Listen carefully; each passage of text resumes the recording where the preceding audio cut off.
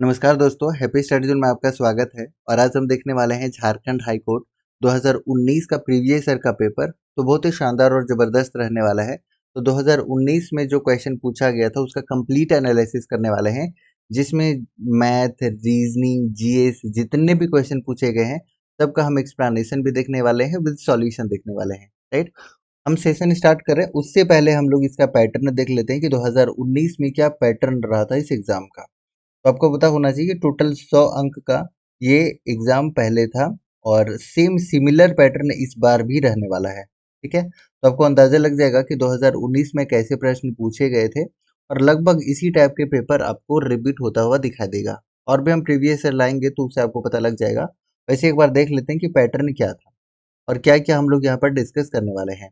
तो सबसे पहले देखिए कि जीएस से टोटल 30 अंक का पूछा जाना है, 30 नंबर का 30 क्वेश्चन रहेगा। उसके बाद आपका मैथ से 15 और रीजनिंग से 15, यानी कि टोटल 30 यहाँ भी रहेगा। जनरल इंग्लिश आपका रहेगा और कंप्रीहेंशन जिसमें आपको वर्ड पावर भी रहेगा, तो इसमें टोटल 20 क्वेश्चन आपका पूछा जाना है। फिर उसके बाद आपके पास रहने वाला है एसए। तो एसए से 10 क्वेश्चन रहेगा आपका, यानी कि 10 मार्क्स के लिए होगा। इंटरव्यू आपका 10 मार्क्स के लिए होगा, 15 मेंशन है। ठीक है, और आपका टाइपिंग टेस्ट रहेगा, वो तो आपको पता ही है। तो ये क्वालिफाइंग नेचर का है, वो हम डिस्कस नहीं करेंगे, ऑलरेडी आप देख लिए होंगे। तो टोटल 100 अंक के लिए ये एग्जाम होने वाला है आपके लिए। तो बहुत ही शानदार तरीके से हम एक्सप्लेनेशन के साथ में चीज़ों को कवर करने वाले हैं। जीएस करेंगे, मैथ, रीजनिंग, इंग्लिश, ऐसे हम नहीं करेंगे यहाँ पर, लेकिन ये जो 90 क्वेश्चन है आपके लिए, ये बहुत ही शानदार रहेगा जो हम यहाँ पर एक्सप्लेनेशन के साथ में देखने वाले हैं। तो आपको एक अंदाजा लग जाएगा कि नेक्स्ट जो अपकमिंग एग्जाम होने वाला है हाई कोर्ट का, जो 410 सीट, काफ़ी अच्छा सीट है वैसे, तो आप इसके लिए जा सकते हैं। और एक बार आप प्रीवियस ईयर देखते हैं तो आपको ये अंदाजा ज़रूर लग जाएगा कि अब कैसा क्वेश्चन पूछा जाएगा या पूछा जाना है। राइट, तो चलिए इसका सेशन स्टार्ट करते हैं क्वेश्चन नंबर फर्स्ट के साथ में। तो पहला क्वेश्चन आपकी स्क्रीन के ऊपर है, सभी को आंसर करने की कोशिश कर सकते हैं। बौद्ध ग्रंथ के ललित विस्तार में कितनी किताबी लिपियों का उल्लेख किया गया है? काफी जबरदस्त ये क्वेश्चन है। और आपको बताइए है कि भाषा और लिपि से एक प्रश्न आपको देखने को मिलेगा ही मिलेगा, ये आपका सिलेबस में मेंशन है। इसका करेक्ट आंसर हो जाएगा ऑप्शन नंबर सी। जितने भी सी चूज करेंगे बिल्कुल सही है, तो ऑप्शन नंबर सी जितने भी आप आंसर कर रहे हैं, सी इसका बिल्कुल करेक्ट आंसर है। अब देखिए, लिपि से रिलेटेड और भी जो इन्फॉर्मेशन है वो हम लोग डिस्कस कर लेते हैं, जो आपके एग्जाम के लिए इंपॉर्टेंट होगा। तो देखिए, सबसे पहले तो आपने ये देख लिया कि ललित विस्तार में टोटल लिपियों की संख्या कितनी है, 64 है। उसी तरीके से एक और संख्या आपसे पूछ लिया जाता है कि जैन जैन सूत्र में टोटल लिपियों की संख्या कितनी है। ये भी एग्जाम में पूछा गया है, तो ये भी ध्यान रख लीजिएगा, नेक्स्ट टाइम हो सकता है आपसे पूछ ले। तो 18 आपका जैन सूत्र में देखने को मिलेगा, और देखिए ऑप्शन में है भी, तो ये जैन सूत्र में आपको 18 देखने को मिल जाता है। और क्या लिपि से आप याद रख सकते हैं, तो आपने नाम सुना होगा ब्रेल लिपि का, जिसका आविष्कार किसने किया था, ब्रेल लिपि का। तो आपको पता ही होगा कि ब्रेल लिपि का आविष्कार किया था लुईस ब्रेल ने इसका आविष्कार किया था। और क्या ध्यान रख सकते हैं, कब किया था, 1824 में किया था। और उस समय मात्र इनकी उम्र कितनी थी, मात्र इनकी उम्र थी 15 वर्ष। यानी कि इनका जन्म कब हुआ होगा, 1809 में इनका जन्म हुआ था। Right, okay. और क्या क्या इंपॉर्टेंट है ब्रेल लिपि से, वो हम डिस्कस करते हैं। तो ये शुरुआत जब हुआ था उस समय ये मात्र 6 बिंदुओं पर आधारित था, 6 बिंदुओं पर आधारित था। और अभी वर्तमान में बात करिएगा तो आधुनिक ब्रेल लिपि में अभी ये 8 बिंदु बढ़ के हो गया। अभी बिंदुओं की संख्या कितनी है, तो 8 अभी बिंदुओं की संख्या है। और टोटल देखिए, शुरुआत में 6 बिंदु पर आधारित था, और टोटल जो इसमें अक्षर थे बोल सकते हैं, टोटल कितने अक्षर थे ये भी आपको ध्यान रखना चाहिए शुरुआत में। तो 64 अक्षर थे, 64। राइट, और आधुनिक में बिंदु 8 थे और इसमें अक्षर थे 256 अक्षर या चिन्ह आप बोल सकते हैं, दोनों में से जो भी बोलिए। और भी लिपि से आपका क्या क्वेश्चन बनता है जो एग्जाम के लिए इंपॉर्टेंट होगा। देखिए, कुछ राज्य हैं जैसे आपका राजस्थान, राजस्थानी भाषा की लिपि कौन सी है। उसके बाद आपसे मणिपुरी पूछा गया है, जो रिसेंट एग्जाम में आपसे पूछा गया है वो हम लोग कर लेते हैं। तो मणिपुरी भाषा का एक लिपि आपसे पूछा गया है। एक शारदा लिपि आपसे पूछा जाता है, जो काफ़ी इम्पोर्टेंट है। उसके बाद एक आपका सिंधी है, सिंधी भाषा की लिपि है। और एक खरोष्ठी लिपि है आपके लिए, ब्राह्मी लिपि है, बहुत सारी लिपियाँ हैं, लेकिन ये जो कुछ पूछे गए हैं रिसेंट एग्जाम में वो हम लोग एक बार कवर कर लेते हैं। राइट, ओके, देखिएगा जरा। सबसे पहले अगर आपका राजस्थानी पूछ ले तो ये मुड़िया लिपि आपको जरूर ध्यान रखना चाहिए कि राजस्थानी भाषा की लिपि क्या है, तो मुड़िया लिपि है। मणिपुरी का ये तो कई बार रिपीट किया है, मेतई, काफी वर्तमान में भी ये चर्चा में रहा था, तो मेतई लिपि जो है ये मणिपुर का है। शारदा लिपि, शारदा लिपि आपको जरूर याद रखना कि ये कश्मीरी भाषा की लिपि है, कश्मीरी भाषा की लिपि है। और सिंधी बात करते हैं तो सिंधी की लिपि जो है अरबिक है, अरबिक, ठीक है। और खरोष्ठी के बारे में आप ध्यान रख लीजिएगा, क्योंकि ये नंबर वाला क्वेश्चन बार बार आ रहा था। तो अगर आपसे पूछता है कि खरोष्ठी लिपि में टोटल वर्णों की संख्या कितनी थी, तो ये आपको जरूर ध्यान रखना है कि टोटल इसमें वर्णों की संख्या 37 थी। टोटल 37 इसमें वर्णों की संख्या थी। तो लिपि से एटलीस्ट आपको इतना जरूर याद रखना चाहिए। वैसे ललित विस्तार में लिपियों की संख्या कितनी थी, तो 64 इस प्रश्न का उत्तर है। और जैन सूत्र में याद रख लीजिएगा कि 18, और खरोष्ठी लिपि में वर्णों की संख्या 37। ये 3 इंफॉर्मेशन कम से कम आपको विशेष रूप से याद रखना चाहिए। चलिए अगले क्वेश्चन की तरफ मूव करते हैं। बताना है कि अंतरिक्ष यात्री संघ के पहले अध्यक्ष कौन थे। ISPA का फुल फॉर्म अगर आपसे पूछ ले तो आपको जरूर ध्यान रखना है, इंडियन स्पेस एसोसिएशन के अध्यक्ष पहले कौन बने थे, ये आपको बताना है। तो इसका करेक्ट आंसर हो जाएगा ऑप्शन नंबर बी। बी जितने भी आंसर करना चाह रहे हैं या कर रहे हैं, ऑप्शन नंबर 20 का बिल्कुल करेक्ट आंसर हो जाएगा, यानी कि जयंत पाटिल। और वर्तमान में अभी करंट सिचुएशन की बात करते हैं तो करंट में इसके डायरेक्टर जनरल कौन है, तो अनिल कुमार, ये जरूर ध्यान रख लीजिएगा। वर्तमान में अभी है अनिल कुमार, ठीक है, अनिल कुमार है वर्तमान में। ओके, और भी कुछ ध्यान रख सकते हैं। चलिए अंतरिक्ष से रिलेटेड दो चार फैक्ट यहाँ भी हम लोग डिस्कस कर लेते हैं। तो सबसे पहले तो यही डिस्कस कर लेते हैं कि अंतरिक्ष दिवस कब मनाया जाता है। अंतरिक्ष दिवस, पहला क्वेश्चन ये आपके लिए रहा। दूसरा बताना है कि इसरो के चेयरमैन कौन है अभी, इसरो के, राइट, क्योंकि अंतरिक्ष से रिलेटेड है। DRDO का बता दीजिए जरा, DRDO का। चलिए इतना 3 क्वेश्चन मैंने आपसे पूछा हुआ है। तो सबसे पहले आपको याद रखना है कि अंतरिक्ष दिवस मनाया जाता है 23 अगस्त को। इसरो की स्थापना आपको पता है 15 अगस्त 1969 को हुई थी। और इसके जो हेड हैं अभी कौन है, एस सोमनाथ, सोमनाथ इसके हेड है। DRDO की स्थापना कब हुई थी, 1958 में इसकी स्थापना हुई थी। और इसके हेड कौन है, तो डॉक्टर समीर वी कामत, ये आपको ध्यान रखना है, डॉक्टर समीर वी कामत। और इसकी स्थापना 1958 में, और 1958 में ही नासा की भी स्थापना हुई थी। तो कम से कम इतना आप जरूर याद रख लीजिएगा। वैसे इस प्रश्न का उत्तर है ऑप्शन नंबर बी, और जितने भी बी चूज करना चाह रहे हैं, बी इस प्रश्न का बिल्कुल करेक्ट आंसर हो जाएगा। चलिए मूव करते हैं अगले प्रश्न की तरफ। और अगला प्रश्न आपके लिए इंपॉर्टेंट होगा, बताइएगा जरा। क्वेश्चन नंबर 3 का आंसर करेगा कि ब्लू फ्लैग कार्यक्रम प्रयास किया गया था। और देखिए इधर इंग्लिश में भी है, तो जो इंग्लिश वाले हैं इंग्लिश वाला भी आप देख सकते हैं।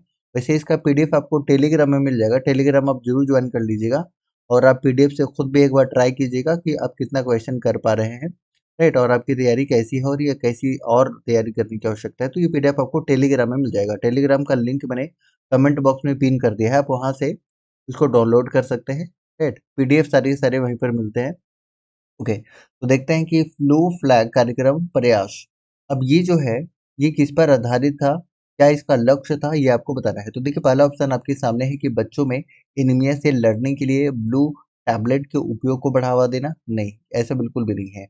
मीठे पानी और समुद्री क्षेत्रों में सतत विकास को बढ़ावा देना, और भी देख लीजिए वैसे, अंडमान और निकोबार द्वीप समूह में इको टूरिज्म को बढ़ावा देना, या गंगा और उसकी सहायक नदियों में अंतर्देशीय जल मत्स्य पालन को बढ़ावा देना। ये भी नहीं है, ये भी नहीं है, इसका आंसर है option number B, right. Option number B इस प्रश्न का बिल्कुल करेक्ट आंसर हो जाएगा, जितने भी आप बी करने की कोशिश कर रहे हैं। चलिए अगले प्रश्न की तरफ बढ़ते हैं, और अगला प्रश्न आपके लिए होगा, शानदार प्रश्न है वैसे ही। इतना कि जेंडर सोशल नॉर्म्स इंडेक्स को कौन जारी करता है, क्वेश्चन नंबर 4 का आंसर कीजिए। और चारों ऑप्शन को हम यहाँ पर डील करने वाले हैं अच्छे से, क्योंकि यहाँ से एक प्रश्न आपका रहेगा ही रहेगा। तो फटाफट से क्वेश्चन नंबर 4 का आंसर करने की कोशिश करिए जरा।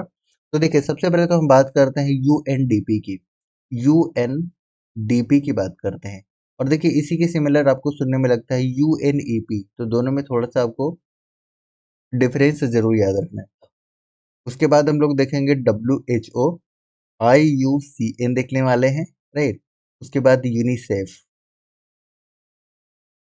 तो ये टोटल हम लोग इतना डिस्कस करने वाले हैं। वैसे इस प्रश्न का उत्तर हो जाएगा ऑप्शन नंबर क्या, ऑप्शन नंबर ए इस प्रश्न का बिल्कुल करेक्ट आंसर हो जाएगा, यूएनडीपी। यूएनडीपी का फुल फॉर्म क्या होता है बताइए, यूनाइटेड नेशन डेवलपमेंट प्रोग्राम, ये सभी को पता है, राइट।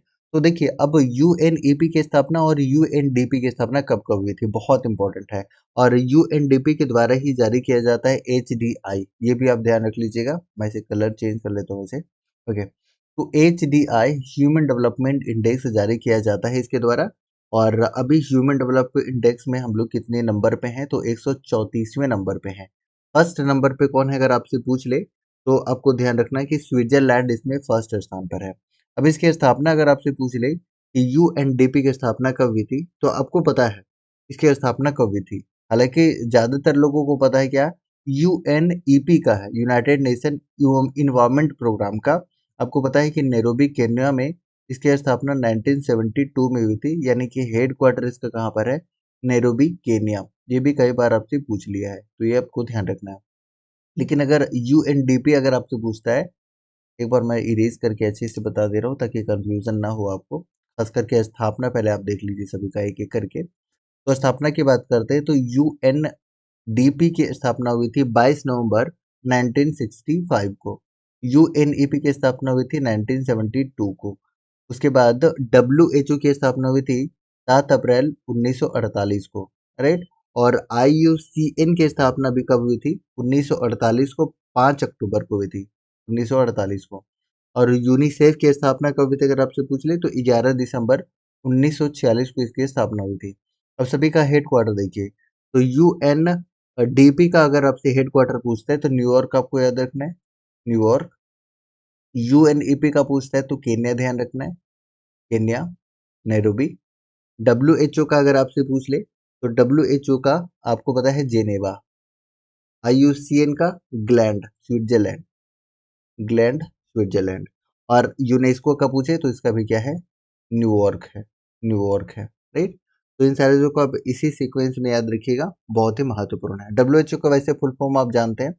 आईयूसीएन का फुल फॉर्म क्या होता है, ये भी कई बार आपसे पूछ लेता है, तो international union for conservation of nature, ये भी कई बार पूछा है।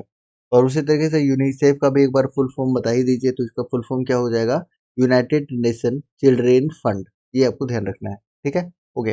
अब अगले क्वेश्चन की तरफ मूव करते हैं। और अगला क्वेश्चन आपके लिए होगा कि राष्ट्रीय महिला कोष की स्थापना किस पंचवर्षीय योजना में हुआ था। देखिए 5 ईयर प्लान से आपका एक क्वेश्चन रहेगा ही रहेगा, तो ये 5 ईयर प्लान को आप अच्छे से कंप्लीट कर लीजिएगा। समय काफी कम है और बहुत ज्यादा क्वेश्चन करना है, तो ज्यादा हम डिस्कस नहीं करेंगे, लेकिन इतना जरूर डिस्कस करेंगे कि 8वीं पंचवर्षीय योजना से रिलेटेड जितने भी फैक्ट है वो डिस्कस कर लेंगे, क्योंकि राष्ट्रीय महिला कोष की स्थापना किस पंचवर्षीय योजना के दौरान की गई थी, तो आपको ध्यान रखना है कि 8वीं पंचवर्षीय योजना के दौरान, यानी कि ऑप्शन नंबर ए इसका बिल्कुल करेक्ट आंसर हो जाएगा। अब देखिए सबसे पहले टाइम पीरियड आपको याद रखना है कि 8वीं पंचवर्षीय योजना का टाइम पीरियड क्या था। तो 1992 से 1997 तक इसका क्या था, टाइम पीरियड था। इसमें पीएम कौन थे, ये भी आपसे कई बार पूछ लेता है, तो पीएम भी आपको ध्यान रखना है कि नरसिम्हा राव थे। नरसिम्हा राव इसके पीएम थे, मतलब इस 8वें पंचवर्षीय योजना के दौरान, ठीक है, ओके। और ये किस पे केंद्रित था, तो ये कई बार आपसे पूछा है, तो मानव संसाधन विकास पर केंद्रित था, ये नोट कर लीजिएगा, मानव संसाधन विकास पर केंद्रित था, आधारित था, ये इंपॉर्टेंट है आपके लिए। लक्ष्य कितना रखा गया था, क्योंकि एक सफल बोल सकते हैं कि सफल प्राप्ति हुई थी, लक्ष्य से ज्यादा कहीं प्राप्ति हुई थी, तो ये लक्ष्य रखा गया था 5.6% और लक्ष्य की प्राप्ति हुई थी 6.8%, यानी कि काफी ये सफल रहा था। तो कम से कम इतना आपको जरूर याद रखना चाहिए। एक और मुझे याद आ रहा है कि डब्ल्यूटीओ का, वर्ल्ड ट्रेड ऑर्गेनाइजेशन का भारत सदस्य बना था 1 जनवरी 1995 को, ठीक है, तो ये भी आप ध्यान रख सकते हैं। अच्छा 1994 में आपका आईसीआईसीआई बैंक की भी स्थापना की गई थी, ठीक है, तो भी आप ध्यान रख सकते हैं। तो ये 8वीं पंचवर्षीय योजना से रिलेटेड इंफॉर्मेशन था जो एग्जाम में पूछा जाता है या बार बार रिपीट भी होता है, राइट, ओके। अगले प्रश्न की तरफ बढ़ते हैं। अगला प्रश्न होगा आपके लिए क्वेश्चन नंबर 6। आंसर करने की कोशिश करेगा कि वित्त आयोग से प्राप्त पंचायती राज संस्थाओं के लिए सहायता अनुदान किसके द्वारा प्राप्त की जाती है। तो क्वेश्चन नंबर 6 का आंसर करने की कोशिश करें, बहुत ही महत्वपूर्ण है। तो इसका करेक्ट आंसर हो जाएगा ग्राम पंचायत। जितने भी आप ऑप्शन नंबर सी चूज कर रहे हैं, सी इसका बिल्कुल करेक्ट आंसर हो जाएगा। अब देखिए वित्त आयोग आपसे पूछा है और पंचायती राज बहुत इंपॉर्टेंट है गाइस, और आपके एग्जाम में यहाँ से भी प्रश्न रहने वाला है, राइट। तो देखिए एक बार फटाफट से पंचायती राज से रिलेटेड कुछ कुछ हम लोग देख लेते हैं। सेकेंड टायर यानी कि द्वितीय स्तर का, तृतीय स्तर का, ये आपसे कई बार पूछता है। द्वितीय स्तर का और तृतीय स्तर का, ये अशोक मेहता संबंधित है किससे? अशोक मेहता दो स्तरीय से संबंधित है। तीन स्तरीय से बलवंत राय मेहता, दो अक्षर का है तो दो स्तर का, तीन अक्षर का है तो ये तीन स्तर का, ये आपको ध्यान रह जाएगा। लेकिन हम लोग यहाँ पर वित्त आयोग स्पेशली डिस्कस करेंगे, राइट। तो वित्त आयोग खास करके ग्राम पंचायत का, दो याद रख लीजिएगा, बहुत इंपॉर्टेंट है। एक तो ग्राम पंचायत का ध्यान रख लीजिएगा, एक नगर पालिका का। दोनों को मैं आर्टिकल बता दे रहा हूँ, आपसे पूछा गया है और अच्छा एग्जाम में पूछा गया है। हो सकता है नेक्स्ट टाइम यही पूछ लिया जाए। नगर पालिका का, हम वित्त आयोग की बात कर रहे हैं, फाइनेंस कमीशन की बात कर रहे हैं, राइट। ओके। उसके बाद भारत का भी फाइनेंस कमीशन हम लोग देखेंगे, फाइनेंस कमीशन। ओके, पहले तो इतना हम लोग डिस्कस कर लेते हैं कि जो दो स्तरीय का है, ये कौन है? अशोक मेहता है। बलवंत राय मेहता आपका जो है त्रिस्तरीय है। ये दो क्वेश्चन आपसे बार बार पूछा जाता है। कौन से कॉन्स्टिट्यूशनल अमेंडमेंट? तो 73वां संविधान संशोधन 1993 के द्वारा, 92 है, 93 में ये लागू किया गया था, ये आपको ध्यान रखना पड़ेगा। और एक ग्राम पंचायत में वित्त आयोग का जो उल्लेख है वो 243 के आई में है, 243 के आई में, और नगर पालिका 243 के वाई में है। ये ध्यान रखना है आपको, राइट। और सेंटर में बात करते हैं तो 280 में वित्त आयोग का जिक्र है। और वित्त आयोग के अभी अध्यक्ष कौन है? जो कि 16वें नंबर पे है, मतलब 16वें नंबर के हैं, अरविंद पनगड़िया है ये। अरविंद पनगड़िया ये 16th नंबर के हैं, ये आपको ध्यान रखना और बहुत ही इंपॉर्टेंट है। और इससे पहले ये नीति आयोग के उपाध्यक्ष थे। अब आपको कमेंट सेक्शन में बताना है कि नीति आयोग के वर्तमान उपाध्यक्ष कौन है। तो कम से कम आप इतना जरूर याद रख लीजिएगा। इस प्रश्न का उत्तर क्या हो जाएगा? इस प्रश्न का उत्तर होगा ऑप्शन नंबर सी, ग्राम पंचायत। और ग्राम पंचायत का आर्टिकल हमने बता दिया, 243 का आई, और अगर नगर पालिका पूछा होता तो 243 का वाई। ये तीनों चारों चीज आपको एक साथ याद रखना है, मे भी अगले एग्जाम में डायरेक्ट आपको यहीं से क्वेश्चन मिल जाए, ठीक है। ओके, अगले प्रश्न की तरफ मूव करते हैं। अगला प्रश्न होगा आपके लिए क्वेश्चन नंबर 7 का आंसर कीजिएगा। 7 का बताना है कि प्राचीन भारत के साहित्यिक इतिहास में पाणिनि और पतंजलि प्रसिद्ध नाम है। उन्होंने किस राजवंश के अधीन चौपाया किया? इसका आंसर बताना है। इसका करेक्ट आंसर हो जाएगा option number B. Option number B इसका बिल्कुल करेक्ट आंसर हो जाएगा। और पाणिनि के द्वारा अष्टाध्याय बहुत ही इंपॉर्टेंट है। पतंजलि योग के लिए फेमस, आपको पता ही है। तो इस प्रश्न का उत्तर होगा ऑप्शन नंबर बी, और बी जितने भी आंसर कर रहे हैं, बी इसका बिल्कुल करेक्ट आंसर है। देखिए एक इंटरेस्टिंग क्वेश्चन आपके लिए है कि भारतीय मुद्रा यानी कि इंडियन करेंसी के लिए प्रतीक चिन्ह का डिजाइन किसने तैयार किया था? ये बहुत बार रिपीट हुआ है क्वेश्चन, राइट। तो क्वेश्चन नंबर 8 का आंसर कीजिए। सभी को पता ही होगा कि ये उदय कुमार है, जो आईआईटी बॉम्बे का छात्र था। कहाँ का था? आईआईटी बॉम्बे का छात्र था। और ये 10 मतलब 2010 में रुपीस का चिन्ह दिया था। कैसा था? तो देखिए इस तरीके से रुपीस का चिन्ह ये ही उदय कुमार ने दिया था, जो आईआईटी बॉम्बे का छात्र था। और 15 जुलाई 2010 में इन्होंने ये चिन्ह दिया था। ये आप जरूर ध्यान रख लीजिएगा। और भी अगर हम बात करते हैं तो नोटों, कोई भी नोट में टोटल भाषाओं की संख्या कितनी होती है? तो टोटल भाषाओं की संख्या होती है गाइस, याद रख लीजिएगा, टोटल 17 भाषा। 17 भाषा, जिसमें मूल रूप से 15 होता है, लेकिन इसमें अगर हिंदी और इंग्लिश को भी मिला दिया जाए तो दोनों मिला के 15 और 2 17 हो जाता है। तो डायरेक्ट ये भी एग्जाम में पूछा गया है। मैं भी हो सकता है कि यहीं पर आगे देखने को मिले, मेरा ध्यान आ गया इसलिए मैंने बता दिया। वैसे भाषा से रिलेटेड जितने भी इंफॉर्मेशन है वो हम लोग नेक्स्ट क्वेश्चन में कंप्लीट कर लेंगे अच्छे से, राइट। ओके, चलिए अगले क्वेश्चन की तरफ मूव करते हैं, क्वेश्चन नंबर 9 की तरफ। और देखिए यहाँ पर हिंदी और इंग्लिश दोनों में दिया हुआ है, और इसका पीडीएफ आपको टेलीग्राम में मिल जाएगा। तो जो इंग्लिश वाले हैं वो टेलीग्राम से इसको डाउनलोड करके और अटेम्प्ट करके देख सकते हैं, पैटर्न को देख सकते हैं कि किस तरीके से क्वेश्चन पूछा गया था, राइट। ओके, तो 9 नंबर क्वेश्चन आपके लिए आंसर कीजिएगा कि NRHM का फुल फॉर्म क्या होता है? फुल फॉर्म बताना है। तो देखिए यहाँ पर इंग्लिश वाला भी दिया हुआ है, इससे आपको इजीली अंदाजा लग जाएगा कि इसका फुल फॉर्म क्या होगा। तो क्वेश्चन नंबर 9 का आंसर हो जाएगा option number B, national rural health mission. तो ऑप्शन नंबर बी जितने भी कर रहे हैं 20 का आंसर हो जाएगा। अगला है जो कि करंट अफेयर से उस समय क्वेश्चन था ये कि पैरा ओलंपिक खेलों में 2 स्वर्ण पदक जीत कर रिकॉर्ड बनाने वाले पहले भारतीय कौन है? तो उस समय का ये करंट अफेयर रहा होगा और आप इसका आंसर कर सकते हैं क्योंकि पैरा ओलंपिक शब्द आते ही आप देवेंद्र झाझरिया इजीली आंसर कर पाएंगे और इसका आंसर वैसे ऑप्शन नंबर डी है भी, तो डी इस प्रश्न का उत्तर हो जाएगा। अगला क्वेश्चन है कि निम्नलिखित में से कौन सा उपग्रह भारत के पहले शैक्षिक उपग्रह के रूप में समर्पित किया गया है? क्वेश्चन नंबर 11 का आंसर कीजिए। ये भी अगर आपको डायरेक्ट याद है तो आप आंसर कर सकते हैं और उस समय ये न्यूज में रहा होगा 2019 में, तो ये करंट अफेयर का क्वेश्चन माना जा सकता है। जी सेट 3 इस प्रश्न का उत्तर हो जाएगा। ऑप्शन नंबर सी जितने भी आंसर कर रहे हैं सी इसका बिल्कुल करेक्ट आंसर हो जाएगा। और एक चीज नोटिस करने वाली बात ये है कि इस एग्जाम में आपका करंट अफेयर से काफी क्वेश्चन पूछा गया है, तो आप करंट अफेयर को बिल्कुल भी इग्नोर नहीं कर सकते हैं। ये एक अच्छा वेटेज आपको निकाल कर दे देगा, राइट? तो आप करंट अफेयर को अच्छे से कंप्लीट कर सकते हैं कोरिलेट करके कि किस पोर्शन से किस क्षेत्र से ये ज़्यादा टारगेट कर रहा है करंट अफेयर में, राइट? वैसे आप ओवरऑल एक बार पढ़ लीजिए मंथली। ओके, अगला क्वेश्चन आपके लिए होगा कि थांका चित्रकला में सूत का रेशम से बने कपड़ों का भगवान डॉट डॉट के चित्र बने होते हैं, यानी कि किनका चित्र बना होता है ये आपको बताना। क्वेश्चन नंबर 12 का आंसर, तो इसका करेक्ट आंसर हो जाएगा भगवान बुद्ध का। भगवान बुद्ध का शिव भी नहीं होगा और विष्णु भी नहीं होगा, भगवान बुद्ध इस प्रश्न का बिल्कुल करेक्ट आंसर हो जाएगा। और थांगा क्या है? एक चित्रकला है, ठीक है। चलिए, तो ऑप्शन नंबर जितने भी आप बी आंसर कर रहे हैं 20 प्रश्न का बिल्कुल करेक्ट आंसर हो जाएगा। और चित्रकला, आर्ट एंड कल्चर ये बहुत हॉट टॉपिक रहा है, आप इसको जरूर पढ़ लीजिएगा, ठीक है। वैसे इसका भी हम एक वन लाइनर फॉर्म में लाने वाले हैं सीरीज, तो वहां से भी आप एक बार पढ़ लीजिएगा तो कवर हो जाएगा काफी हद तक। वैसे आप डीप स्टडी कीजिए, अच्छा रहेगा।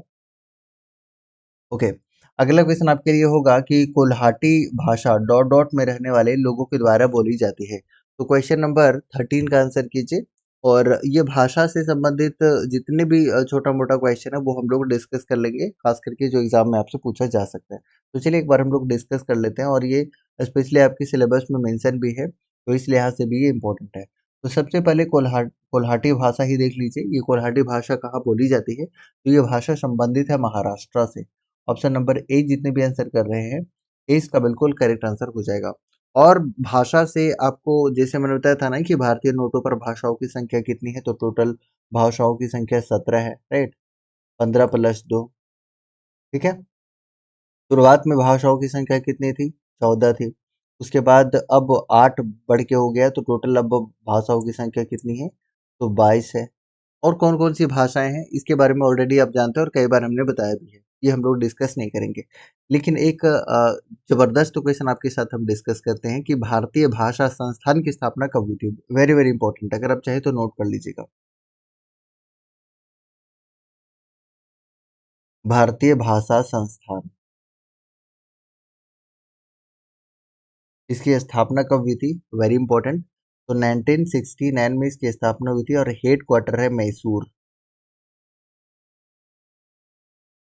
मैसूर इसका हेड क्वार्टर है, वेरी इंपॉर्टेंट।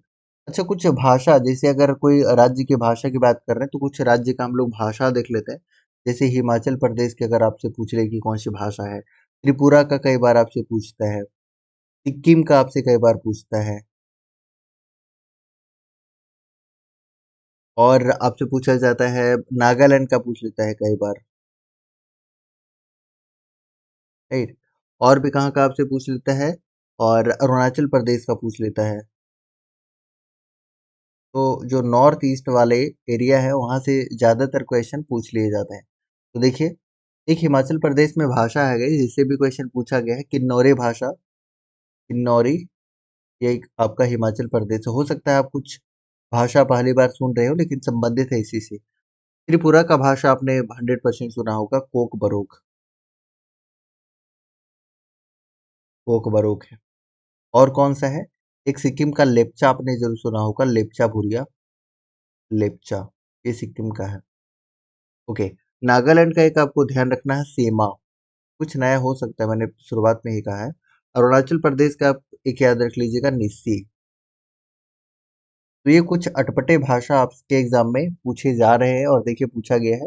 हो सकता है बहुत लोगों को ये नहीं पता और हो सकता है पता भी हो, लेकिन इसका परसेंटेज काफी कम होगा।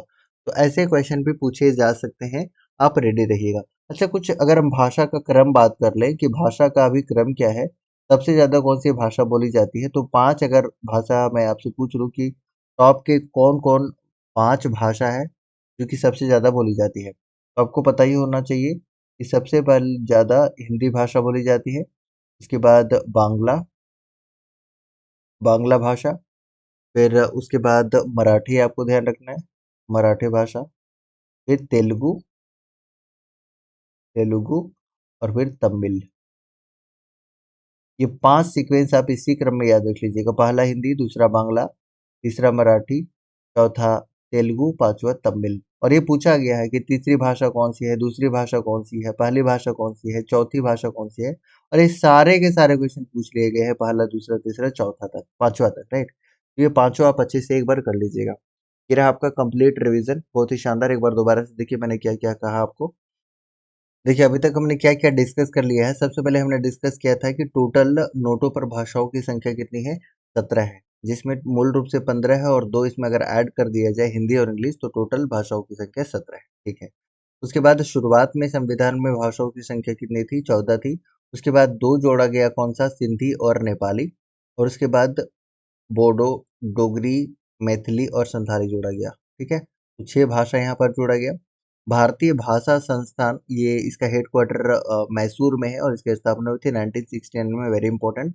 हिमाचल प्रदेश की एक भाषा किन्नौरी है, त्रिपुरा की कोकबोरोक है, सिक्किम की लेप्चा है, नागालैंड की सेमा है और अरुणाचल प्रदेश की नेसी है। ये 5 रैंक आपको जरूर याद रखना, बहुत ही इंपॉर्टेंट है। हिंदी, बंगाली या बंगला, मराठी, तेलुगु, तमिल, बहुत इंपॉर्टेंट है, जरूर याद रख लीजिएगा। अब चलिए अगले क्वेश्चन की तरफ मूव करते हैं और अगला क्वेश्चन होगा आपके लिए क्वेश्चन नंबर 14। तो 14 का आंसर कीजिएगा। क्यूबा अंग्रेज कौन था जो भारत सेंट स्टीफेंस कॉलेज में दर्शन शास्त्र पढ़ाया और बाद में दीन बंधु के नाम से जाना जाता है? बहुत इंपॉर्टेंट है, आप इसका आंसर कर सकते हैं। क्वेश्चन नंबर 14 का आंसर करना है। दीन बंधु के नाम से कौन जाने जाते हैं? सी.एफ. एंड्रयूज, सभी को पता ही है, तो इसमें हम ज्यादा समय नहीं लेने वाले। ऑप्शन नंबर ए इसका बिल्कुल करेक्ट आंसर हो जाएगा। अगला प्रश्न होगा क्वेश्चन नंबर 15 का आंसर कीजिए कि भारत का कौन सा जैव संरक्षित क्षेत्र bio reserve world of bio reserve में शामिल नहीं है? क्वेश्चन नंबर 15 का आंसर कीजिए और 15 का भी आंसर कीजिएगा सभी को। इसका करेक्ट आंसर हो जाएगा मानस। और मानस कहाँ पर है? ये आपका असम में है। सुंदरवन वेस्ट बंगाल में। नंदा देवी आपको पता है कि ये उत्तराखंड में, यूके में। मन्नार की खाड़ी आपका तमिलनाडु में, ये आपको पता ही है। अगला क्वेश्चन, दिशा किस मंत्रालय के अंतर्गत संचालित पहल? तो उस समय का ये करंट अफेयर रहा होगा। इसका करेक्ट आंसर हो जाएगा ऑप्शन नंबर ए, यानी कि ग्रामीण विकास मंत्रालय। ऑप्शन नंबर ए इसका बिल्कुल करेक्ट आंसर हो जाएगा। महाभारत के अनुसार झारखंड का नाम क्या है? वेरी इंपॉर्टेंट और वेरी इजी। बताइए इसका आंसर क्या हो जाएगा? तो इसका भी आंसर होगा ऑप्शन नंबर ए। जितने भी पुंडरीक आंसर कर रहे हैं या पशु भूमि भी बोला जाता था, तो ऑप्शन नंबर ए इसका बिल्कुल करेक्ट आंसर हो जाएगा। और इससे संबंधित मैंने बहुत ही डिटेल वीडियो बनाया हुआ है, तो आप एक बार जाकर अच्छे से देख सकते हैं। चलिए अगले प्रश्न की तरफ मूव करते हैं। सर्वाधिक घनी आबादी वाला देश कौन सा है जहां पर सबसे ज्यादा आबादी है? उस समय 2019 के आंकड़े के अनुसार इसका आंसर हम क्या करेंगे? इसका आंसर क्या करेंगे बताइए? आबादी वाला देश कौन सा है जहां पर सबसे घनी आबादी है? ठीक है, सबसे ज्यादा पॉपुलेशन पूछेगा तो उस समय के अनुसार चीन था। और अभी पॉपुलेशन में हमारा कौन हो गया है? अभी भारत हमारा पॉपुलेशन में सबसे ज्यादा हो गया है। लेकिन घनी आबादी पूछा हुआ है तो आप चीन या भारत नहीं करने वाले हैं। इसका आंसर बड़े सोच समझ के आपको आंसर करना है। क्वेश्चन नंबर 18 का आंसर बताना है। इसका सही आंसर क्या होगा? घनी आबादी वाला देश है मकाऊ, ठीक है। तो अगर आपसे पूछता है कि सबसे ज्यादा पॉपुलेशन कहाँ पर अभी वर्तमान में है, तो भारत आंसर कीजिएगा। और सबसे सेकंड नंबर पे अब कौन चला गया है? तो चीन जो है वो सेकंड नंबर पर चला गया है, अगर हम आबादी की बात करते हैं, सबसे ज्यादा आबादी, राइट। ओके, उसके बाद नेक्स्ट आपके सामने है कि बायोकॉन भारतीय फार्मास्यूटिकल कंपनी, ये किससे संबंधित है? किस कंपनी से संबंधित है? तो इसका भी आंसर करने की कोशिश करेगा सभी कोई, जितने भी हैं सभी की तरफ से इसका करेक्ट आंसर आना चाहिए। क्वेश्चन नंबर 18 का आंसर कीजिए, सॉरी 19 का आंसर। और 19 का करेक्ट आंसर क्या होगा? ऑप्शन नंबर सी हो जाएगा, Bengaluru Bharat. Biocon option number C हो जाएगा, राइट। ओके, वोडाफोन ने किस बैंक के सहयोग से एम पैसा लॉन्च किया? देखिए उस समय का करंट अफेयर रहा होगा, तो इसका आंसर कीजिए 20 का करेक्ट आंसर। उससे पहले आप बता दीजिए कि आईसीआईसीआई बैंक की स्थापना कब हुई थी ये आपको बताना है। तो 1994 में इसकी स्थापना हुई थी। बैंक ऑफ इंडिया की स्थापना हुई थी 1906 में। एचडीएफसी बैंक की स्थापना कब हुई थी तो 1994 में। SBI state bank of India की स्थापना कब हुई थी तो 1955 में इसकी स्थापना हुई थी। लेकिन आपसे जो पूछा उसका आंसर करना है तो इसका करेक्ट आंसर हो जाएगा option number B, ICICI. Option number B इस प्रश्न का उत्तर हो जाएगा। उस समय का ये करेंट अफेयर रहा होगा। अगला क्वेश्चन आपके लिए कि भारत पेट्रोलियम के बाद सबसे अधिक किस उत्पाद का आयात करता है, इसका आंसर करना है। पेट्रोलियम के बाद सबसे ज्यादा तो जूट आपको पता है कि वेस्ट बंगाल में आपको देखने को मिलता है। और सिल्वर आपको कहाँ पर देखने को मिलेगा, आपको जावेर का खान आपको पता होगा राजस्थान में। राजस्थान में आपको देखने को मिलेगा। सोना कर्नाटक में, सोना कर्नाटक में। लेकिन आपको इसका आंसर करना है 21 का, और 21 का करेक्ट आंसर हो जाएगा आपका सोना। तो जितने भी आंसर सी कर रहे हैं, सी इसका बिल्कुल करेक्ट आंसर हो जाएगा। 2019 जो क्वेश्चन पूछा था उसके आंसर की के अनुसार इसका आंसर सोना था, तो सोना इसका आंसर हो जाएगा। ई राशन कार्ड पहली बार लॉन्च किया गया कहाँ पर, दिल्ली में। तो ऑप्शन नंबर ए इसका आंसर हो जाएगा। शिशु योजना में ऋण की अधिकतम सीमा कितनी है। अब योजना भी आपके लिए इंपॉर्टेंट होता है। अब यहाँ से एक चीज ये भी पता लग गया कि करंट अफेयर है, योजना है, राइट, 5 ईयर प्लान है, पंचायती राज है, ये सारे के सारे इंपॉर्टेंट टॉपिक है जो आपको कवर करके ही जाना है। चलिए 23 का आंसर हो जाएगा ऑप्शन नंबर डी, 50,000 रुपए। आईएफएससी कोड बहुत इंपॉर्टेंट है, इसका आंसर जरूर कीजिएगा और सभी को कीजिएगा। आप आपके पास पासबुक होगा या फिर कहीं पर पैसे ट्रांसफर करते होंगे तो आप जरूर आईएफएससी कोड का यूज करते होंगे। तो आईएफएससी का सबसे पहले तो फुल फॉर्म बता दीजिएगा, और ये कितने अंकों का होता है। कुछ लोग सोच रहे होंगे 15 अंकों का, 15 अंकों का नहीं है, बल्कि ये है 11 अंकों का। ऑप्शन नंबर बी इसका बिल्कुल करेक्ट आंसर हो जाएगा। तो 24 का जितने भी बी आंसर कर रहे हैं, बी इसका बिल्कुल करेक्ट आंसर हो जाएगा। इंडियन फाइनेंशियल सिस्टम कोड इसका फुल फॉर्म होता है, जरूर याद रख लीजिएगा। और कुछ फुल फॉर्म मैं बता दे रहा हूँ, आप सर्च कर लीजिएगा, ये आप कमेंट सेक्शन में कमेंट भी कर सकते हैं जो पेमेंट से रिलेटेड है। एनईएफटी का एक फुल फॉर्म आप फटाफट से कमेंट सेक्शन में बताएंगे।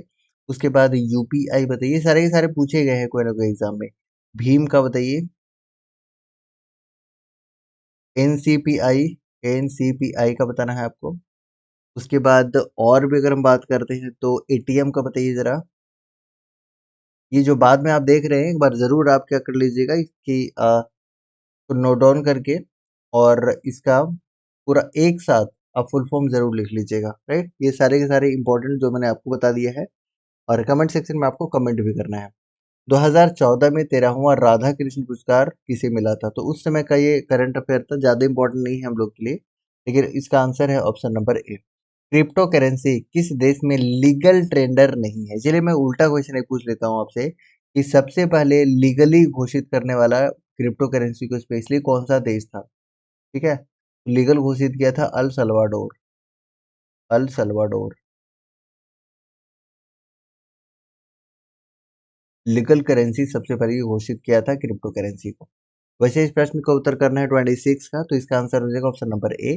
तीन जितने भी आंसर कर रहे हैं बिल्कुल सही है। अगला क्वेश्चन आपके लिए होगा कि झारखंड में मुगल साम्राज्य का पतन किसने किया था, तो इसका आंसर हो जाएगा अलवर्दी खां। ऑप्शन नंबर ए हो जाएगा। और इसमें हम कुछ ज़्यादा डिस्कस नहीं करेंगे क्योंकि झारखंड हम सेपरेटली बहुत अच्छे से डिस्कस करने वाले हैं, और झारखंड के जल्दी सीरीज भी लाने वाले हैं।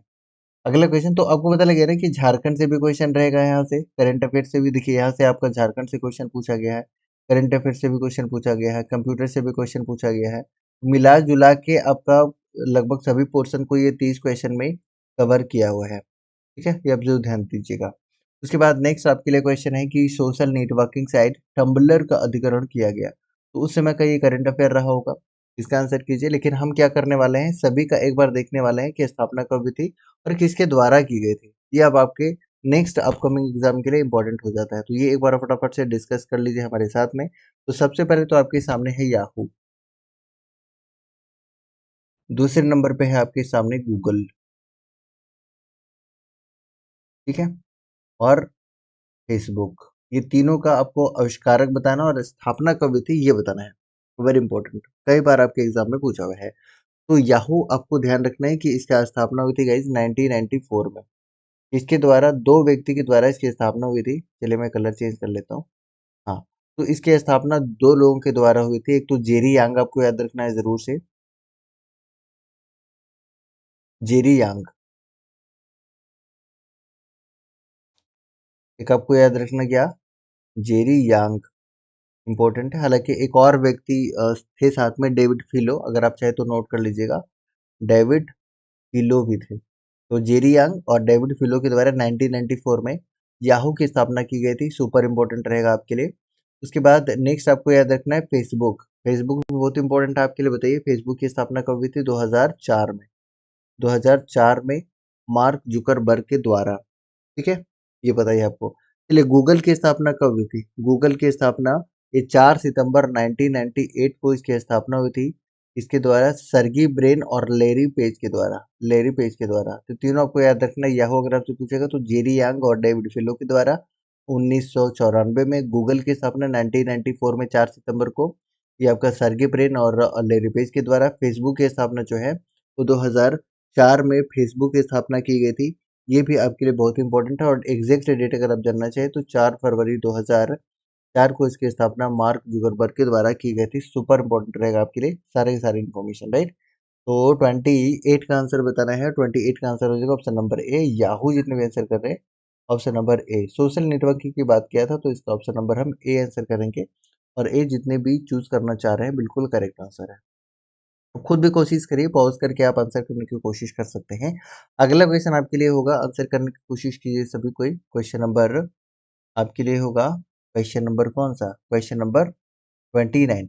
तो 29 का एक बार आंसर कीजिए कि डबल अंडरलाइन के लिए कौन सी शॉर्टकट कीज यूज की जाती है। अब देखिए लिए अंडरलाइन बहुत इंपॉर्टेंट है। इससे रिलेटेड 3 शॉर्टकट कीज हम आपको बताने वाले हैं, नोट कर लीजिएगा तीनों। सबसे पहले अगर कोई भी अगर इस तरीके से वर्ड है, मैंने लिख दिया रामानंद, राइट, और ये एक अंडरलाइन है, सिंगल अंडरलाइन है, तब इसके लिए शॉर्टकट कीज क्या होगा? Control plus you. अगर इसमें मैंने कर दिया डबल अंडरलाइन, इस बार मैंने क्या कर दिया? Double underline. डबल अंडरलाइन के लिए शॉर्टकट कीज होता है CTRL plus shift plus D, right, ये आपको ध्यान रखना है।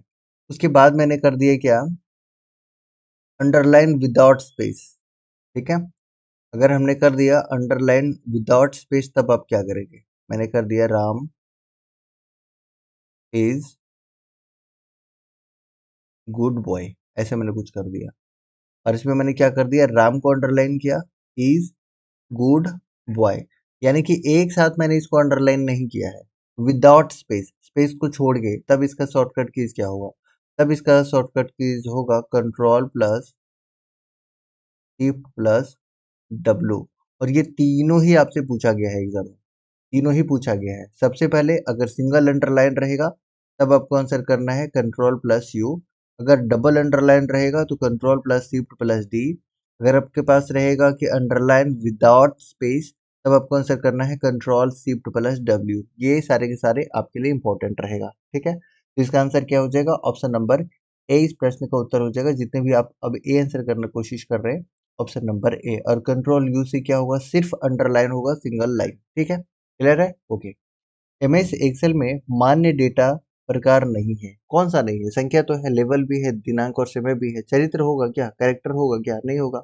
ये तो काफी इजी है और आप इसका इजीली आंसर कर सकते रहे। ओके, अब एक्सेल से रिलेटेड क्या क्या हम लोग इन्फॉर्मेशन यहाँ पर कम से कम थोड़ा बहुत तो डिस्कस कर ही सकते हैं। एक्सेल जो है ये आपका एमएस ऑफिस का एक पैकेज का भाग है, राइट। और आपको बताना है कि एमएस ऑफिस आपके लिए कितना इंपॉर्टेंट है, सीजीएल के लिए भी या जेएसएससी में जहां भी कंप्यूटर पूछता है वो बहुत इंपॉर्टेंट होता है, राइट। तो देखिए एमएस एक्सेल में आपको क्या क्या ध्यान रखना है, दो चार चीज। सबसे पहले तो इसमें स्प्रेडशीट होता है, स्प्रेडशीट। और स्प्रेडशीट बनता किससे है? तो रो एंड कॉलम से बनता है।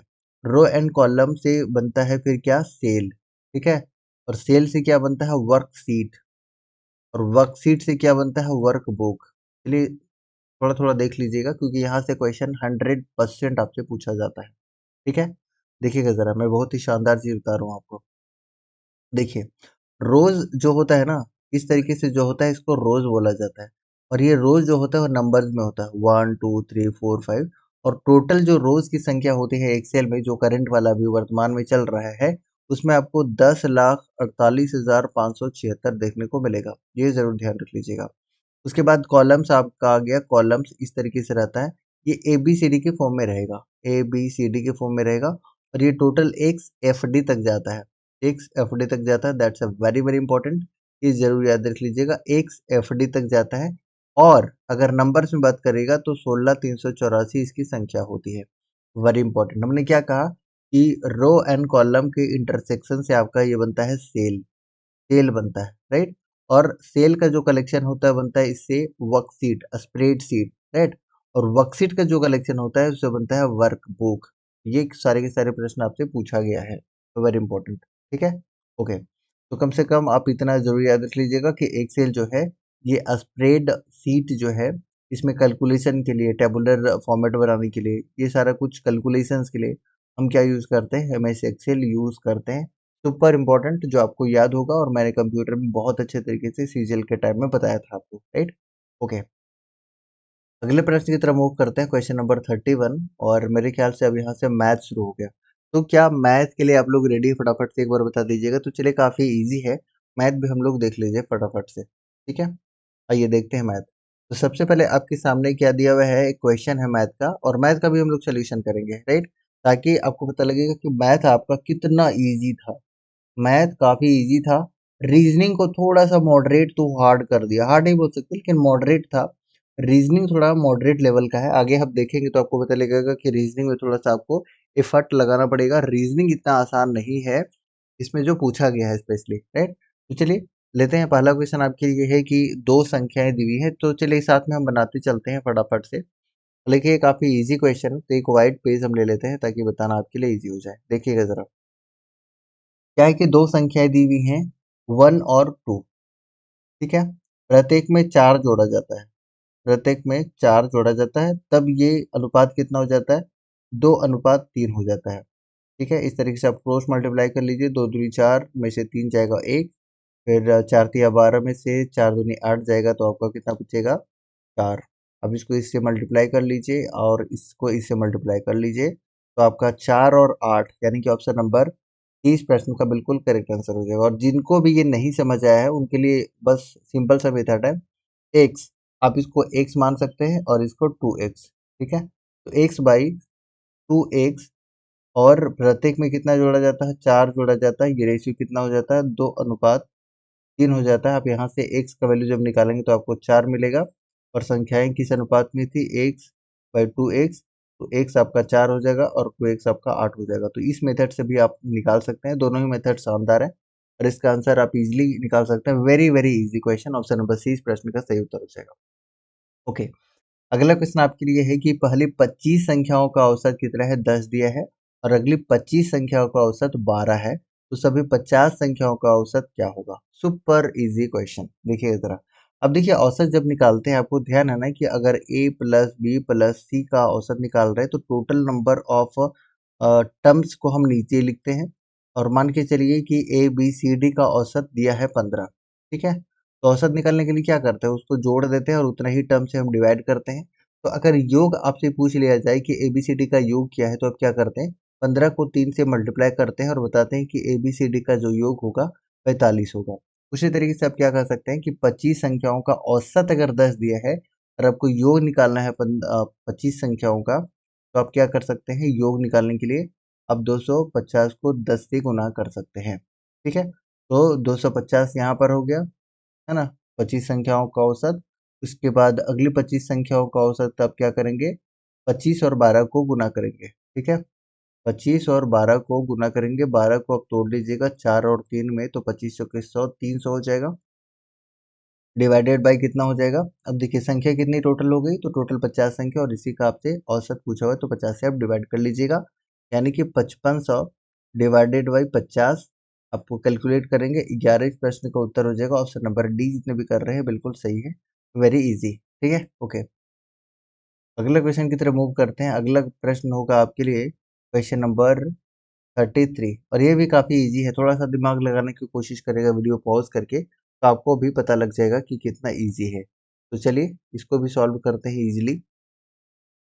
देखिएगा, सबसे पहले क्या आपको दिया है कि एक रेलगाड़ी 40 किलोमीटर पर घंटा के औसत गति से अपने गंतव्य स्थान पर पहुंच जाती है।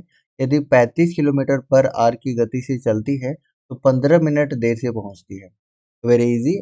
इसको भी जरा ध्यान से देखिएगा। ये क्या दिया है, ये दोनों का स्पीड दिया है और ये आपके पास क्या दिया है, कितना देर से पहुंचता है। ओके, तो देखिए आपके पास स्पीड का जो रेशियो बनेगा वो 40:35 बनेगा। ये बनेगा। और टाइम और स्पीड एक दूसरे का क्या होता है, इनवर्सली प्रोपोर्शनल होता है। यानी कि अब यहाँ पर 35 हो जाएगा और यहाँ पर ये 40 हो जाएगा। ये दोनों का डिफरेंस आपके सामने कितना है, 5, और इसी 5 का वैल्यू दिया है आपके पास कितना, 15 मिनट। 15 मिनट दिया है तो 1 यूनिट का वैल्यू कितना मिनट हो जाएगा, तो आप कहेंगे कि 3 मिनट हो जाएगा। घंटा में बदलने के लिए आप 60 से गुना कर सकते हैं, यानी कि इसका वैल्यू हो गया 1/20। पूछा क्या है, कुल यात्रा कितनी है, यानी कि आपसे दूरी पूछा हुआ है। और दूरी बराबर क्या होता है बताइए, दूरी बराबर डिस्टेंस बराबर क्या होता है, तो आप कहेंगे कि स्पीड इनटू टाइम होता है, राइट। और हमारे पास स्पीड कितना है, दोनों में से किसी का वैल्यू लीजिए, तो 40 है और समय आपके पास 35 है। लेकिन हमने जो रेशियो निकाला है इसको मल्टीप्लाई कर लेंगे तो 1/20 हो जाएगा। और 20 से ये 2 बार में 35 गुना 70 इस प्रश्न का उत्तर हो जाएगा। जितने भी बी आंसर कर रहे हैं, और काफी इजी है वैसे, 20 प्रश्न का सही उत्तर हो जाएगा। अगला प्रश्न है आपके लिए क्वेश्चन नंबर 34। और 34 भी काफी इजी है, इसका भी आंसर करने की कोशिश करिएगा सभी को। ये लीजिए, बता रहा है आपको कि एक बेईमान व्यापारी दावा करता है कि उसकी बिक्री कीमत तो उसकी लागत कीमत के बराबर है, ठीक है। किंतु 1 किलो के स्थान पे ये 900 ग्राम क्या करता है, तौलता है, यानी कि 100 ग्राम पूरा पूरी ये घोटाला कर लेता है, राइट। तो उसका लाभ प्रतिशत कितना होगा ये आपको बताना है। तो पूरा ये 100 ग्राम जो है ना, ये मार लेता है। देखिए क्या किया, एक्चुअली में आपको एक चीज यहाँ से ध्यान रखना है कि जो प्राइस होता है ना, प्राइस, ये क्वांटिटी का इनवर्सली प्रोपोर्शनल होता है। ये आपको जरूर याद रखना है। तो आपका टोटल वजन कितना था, 1000 ग्राम। अगर इसको ग्राम में हम मानते हैं तो 1000 ग्राम। इसके जगह पे कितना ग्राम दिया, ये मात्र 900 ग्राम दिया, ठीक है। अगर इसको रेशियो में आप बदल ले तो 2 जीरो से 2 जीरो यहाँ पर कट जाएगा, 9:10 हो जाएगा। एक्चुअल में इसको कितना देना था, दिया कितना, 9 दिया। तो इसका फायदा कितने का हुआ, 1 का। किस पर, 9 पर, तो 100 पे कितना, ठीक है। बट्टा में 9 एक ही ऑप्शन में, ऑप्शन नंबर सी, तो सी इस प्रश्न का बिल्कुल करेक्ट आंसर हो जाएगा। इजिली आप आंसर कर सकते हैं। चलिए अगला क्वेश्चन देख लीजिए कि 35 नंबर क्वेश्चन क्या है कि मिस्टर राज अपनी आय में से क्या करता है, 20% मकान पर खर्चा कर देता है। यानी इनकम हम मान लेते हैं 100, और ये क्या कर रहा है कि 20% क्या कर खर्च कर दे रहा है, 20% ये मकान पर। तो इसके पास बचा कितना, इसके पास बच गया 80%। 80% बच गया, ठीक है। अब शेष है, ये शेष बचा हुआ है। ओके, शेष खर्च करता है, शेष का मतलब खर्च करते हैं, और शेष का 70%। अब इसका ये 70% क्या करता है, 70% व्यय करता है घरेलू में, ये व्यय कर दिया। तो 80 का 70% कितना हो जाएगा, 56 हो जाएगा। तो शेष अब कितना बचा हमारे पास, 24 बच गया, बचा ना 24, बच गया, ये बचत है। और इसी बचत का 24% का वैल्यू आपको कितना दिया हुआ है, तो आपको दिया हुआ है 3600, है ना। इसी 24 का वैल्यू आपको कितना दिया है, तो 36 गुने 100 ऐसा कर लीजिए आप। और इसको 4 गुने 6 कर लीजिए ऐसे, तो काटने में आसानी हो जाएगा। 6 छक 36 और 6 चौके मतलब 25 चौके 100, ठीक है। तो कितना हो जाएगा, 25 छक्का 150। ये 1% का वैल्यू हुआ, लेकिन आपसे 100% का पूछा हुआ है, क्योंकि आय अपने आप में हमने कितना माना था, 100 माना था। तो इसको हम फिर से क्या करेंगे, 100 से मल्टीप्लाई कर देंगे, यानी कि 15,000 इस प्रश्न का उत्तर हो जाएगा। जितने भी बी आंसर कर रहे हैं, 20 का बिल्कुल करेक्ट आंसर हो जाएगा। और बहुत ही ईजी क्वेश्चन है, अगर आप थोड़ा सा, मैं समझा रहा हूँ इसलिए समय लग रहा है, अदरवाइज आप फास्ट बना सकते हैं। कैसे, तुरंत सोचिएगा कैसे। तो 100 में से 20 चला गया तो 80, 80 का 70%, तो 8 7 56 24, 24 का वैल्यू इतना, तो एक का वैल्यू 150, तो 100 का वैल्यू 15,000। Option number B. तो आप इजिली चाहे तो फास्ट भी इसका आंसर कर सकते हैं, ठीक है। ओके, अगला क्वेश्चन आपके लिए होगा क्वेश्चन नंबर 36। ये भी काफी इजी है, आप इसका आंसर कर सकते हैं। देखिए, 8% प्रति वर्ष की ब्याज की दर पर निवेश की गई राशि, एक निश्चित राशि, 1 वर्ष की समाप्ति पर अर्धवार्षिक, इस टर्म को थोड़ा सा आपको नोटिफाइड करना है, राइट। चक्रवृद्धि ब्याज दर से कितना, 6,760 रुपये बैठती है, राशि ज्ञात कीजिए। यानी कि ये अमाउंट दिया हुआ है और आपसे प्रिंसिपल पूछा हुआ है, ये रेट दिया हुआ है, ये टाइम दिया हुआ है। चलिए इसको व्हाइट पेज ले लेते हैं, वहां पर हम आपको बताने की कोशिश करते हैं। काफी इजी है वैसे। देखिए सबसे पहले आपको रेट दिया है कितना, 8% दिया है। टाइम कितना दिया है, 1 साल दिया है। और कहा क्या रहा है कि अर्धवार्षिक, अर्धवार्षिक का मतलब क्या होता है, 6 मंथ, हाफ, हाफ ईयर।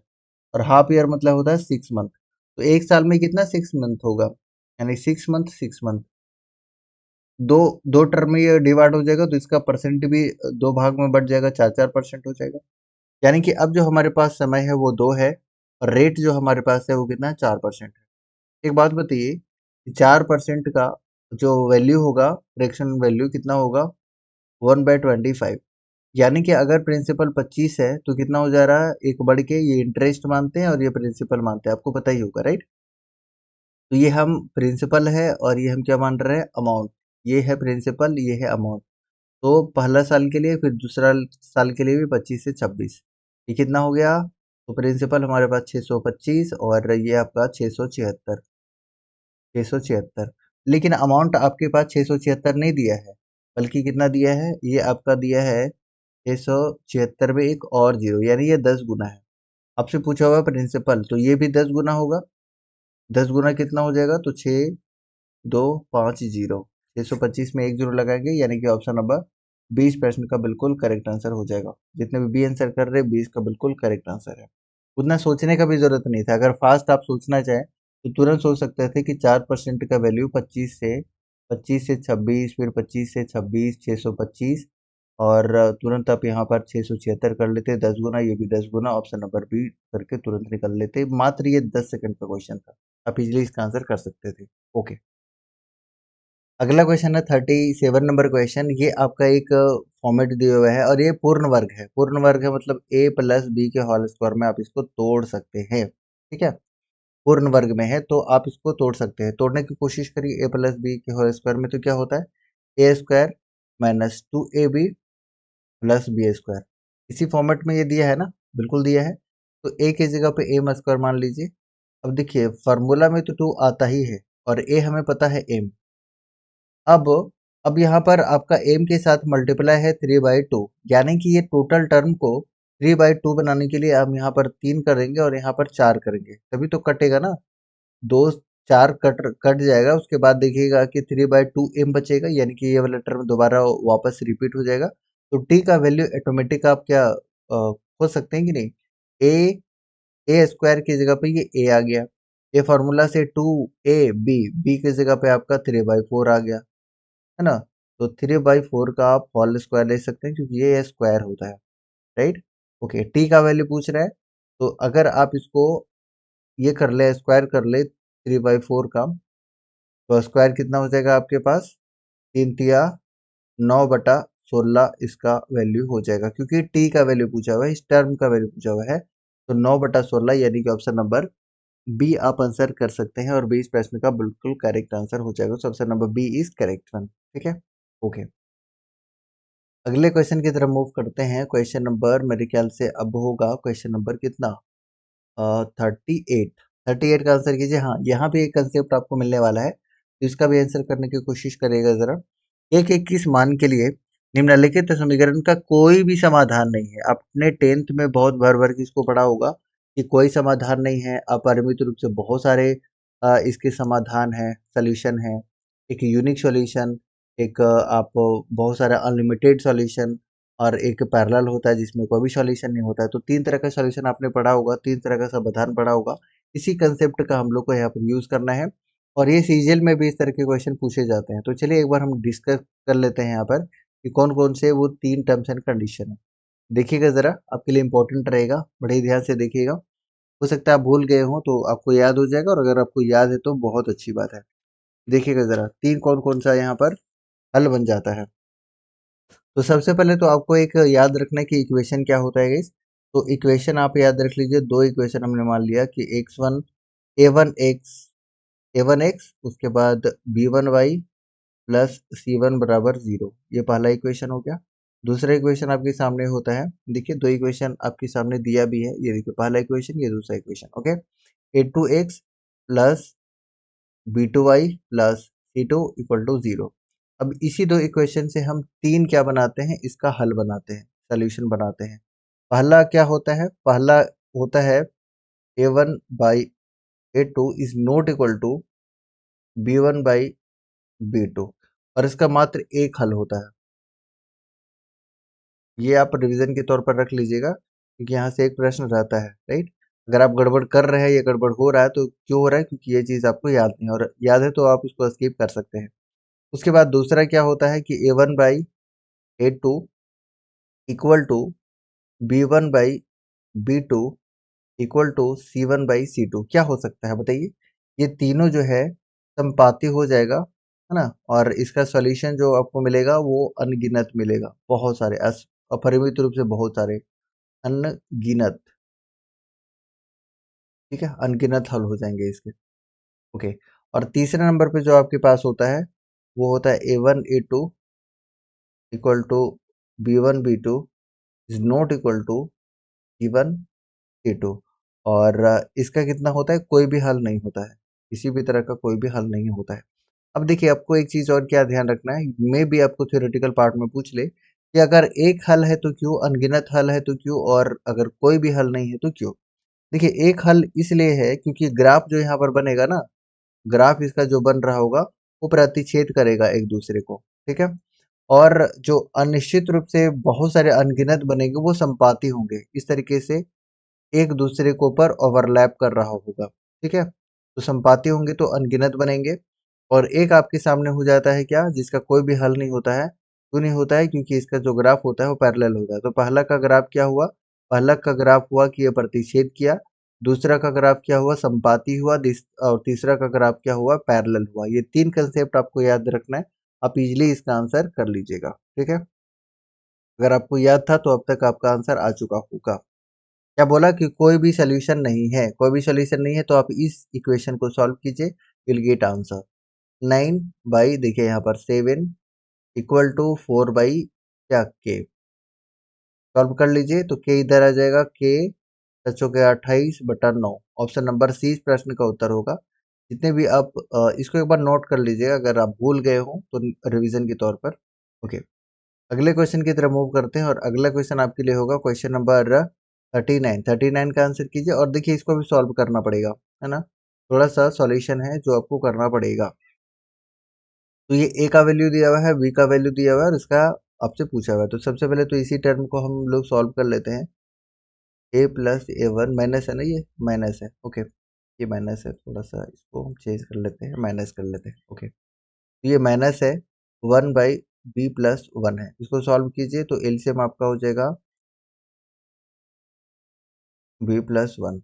ये दोनों टर्म यहाँ पर मैच कर रहा है, कौन मैच नहीं कर रहा उसी को लिख दीजिए माइनस। फिर ये आपका ये दोनों टर्म मैच कर रहा है, जो टर्म मैच नहीं कर रहा उसको आप ऐसे लिख लीजिए और इसको सॉल्यूशन कीजिए तो b+1 माइनस ए, और ये आपका क्या था, प्लस था ना, ये प्लस था, यहाँ देखिए ये प्लस होगा तो ये आपका -1 हो जाएगा। अब देखिए क्या यहाँ पर क्या हो जाएगा बताइए, कौन कौन सा टर्म कट जाएगा, तो ये प्लस में और ये माइनस में, तो b-a/a+1 इंटू b+1 इस फॉर्म में आपका आ गया। अब जैसे ही इस फॉर्म में आ गया तो आप इजीली आगे इसको सॉल्व कर सकते हैं। बस ए और बी का वैल्यू आप पुट कर लीजिए, आपके सामने आंसर है, ठीक है। चलिए एक बार हम लोग पुट कर लेते हैं फटाफट से। तो देखिए जरा बी का वैल्यू कितना निकल चुका होगा, बी का वैल्यू बताइए, बी का वैल्यू बता दीजिए। बी का वैल्यू आप कहेंगे कि √2 - 1 माइनस √2 + 1, ठीक है। उसी तरीके से इसका वैल्यू अगर हम पुट करना चाहें तो +1 करके इसमें एक का प्लस कर लीजिए, तो √2 + 2 हो जाएगा, क्योंकि एक 1 यहाँ पर है और एक 1 यहाँ से आ गया, राइट। तो ये हो जाएगा। और फिर बी का वैल्यू कितना है, तो बी का वैल्यू ये रहा, तो √2 -1 है और ये +1 है, ये दोनों तो कैंसिल ही हो जाना था, ठीक है। अब इसको करिए तो कितना हो जाएगा, ऊपर में जब ये माइनस माइनस में जाएगा, माइनस माइनस, तो ये -2 हो जाएगा, कट जाएगा ये, क्योंकि ये अंदर जाएगा ना तो ये दोनों में माइनस में हो जाएगा और ये कट जाएगा, तो -1 -1 -2 हो जाएगा। इतना तो आप समझ ही सकते हैं। उसके बाद देखिएगा यहाँ पर ये क्या हो जाएगा, ये आपका ये भी कट चुका होगा। तो आप देखेंगे कि इसको अगर आप अंदर ले जाएंगे तो अंदर आप √2 ले लीजिए वापस।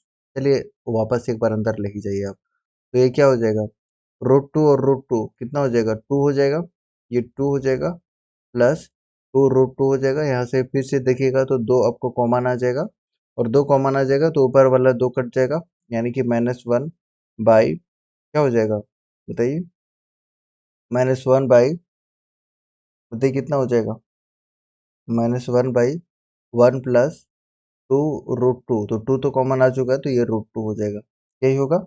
अब इसको क्या कर लीजिए, आप इसको कर लीजिए रेशनलाइज, रेशनलाइज कर लेते हैं तो ये प्लस में तो ये माइनस में होगा, ये भी आपका माइनस में हो जाएगा, ये मैंने कर लिया रेशनलाइज।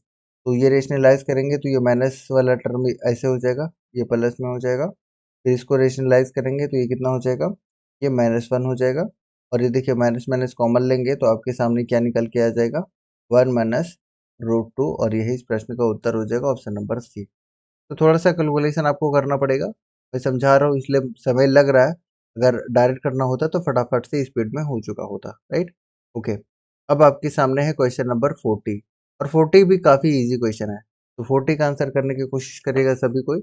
इसका सही आंसर क्या होगा 40, चलिए 40 का आंसर कीजिए, सभी की तरफ से इसका भी आंसर आना चाहिए।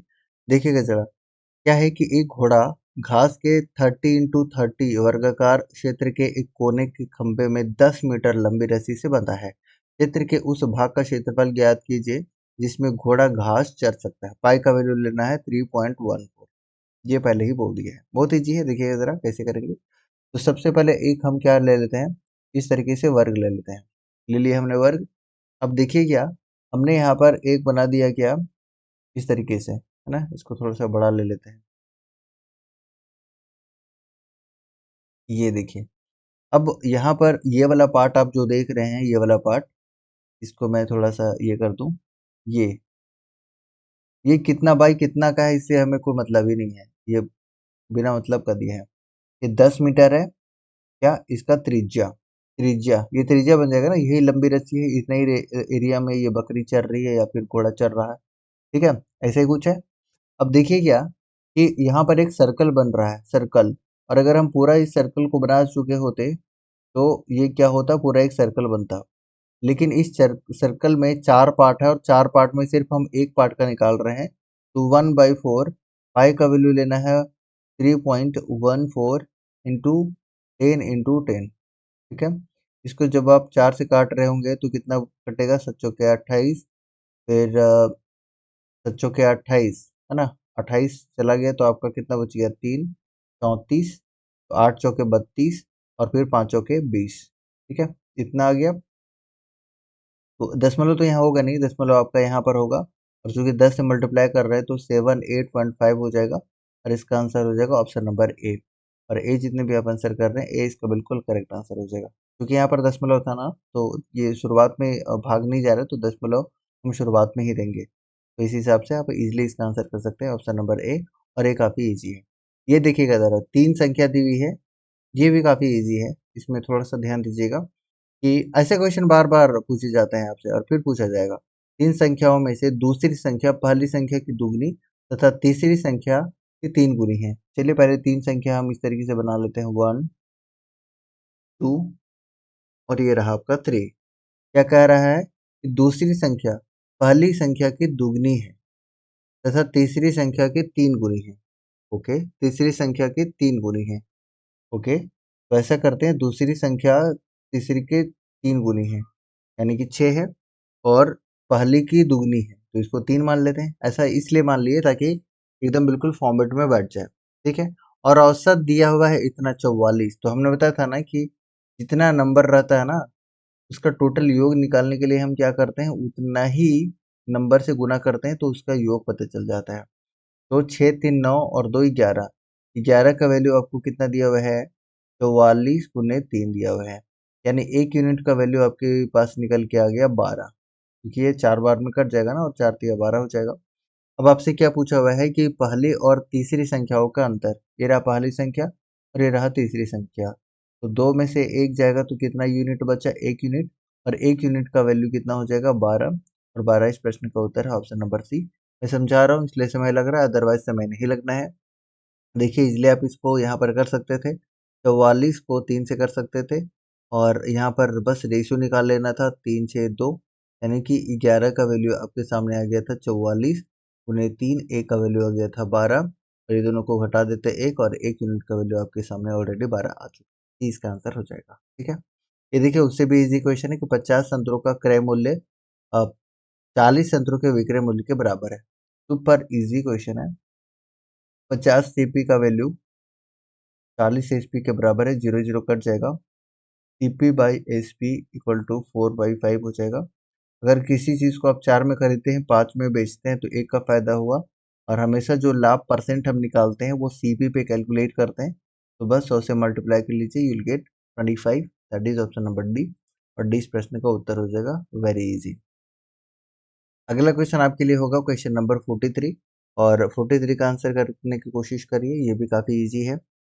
43 देखिएगा जरा, आपके पास अंकित मूल्य 500 दिया हुआ है, अंकित मूल्य 500 रुपया दिया हुआ है, 20% की दो क्रमिक बट्टों में बेची जाती है।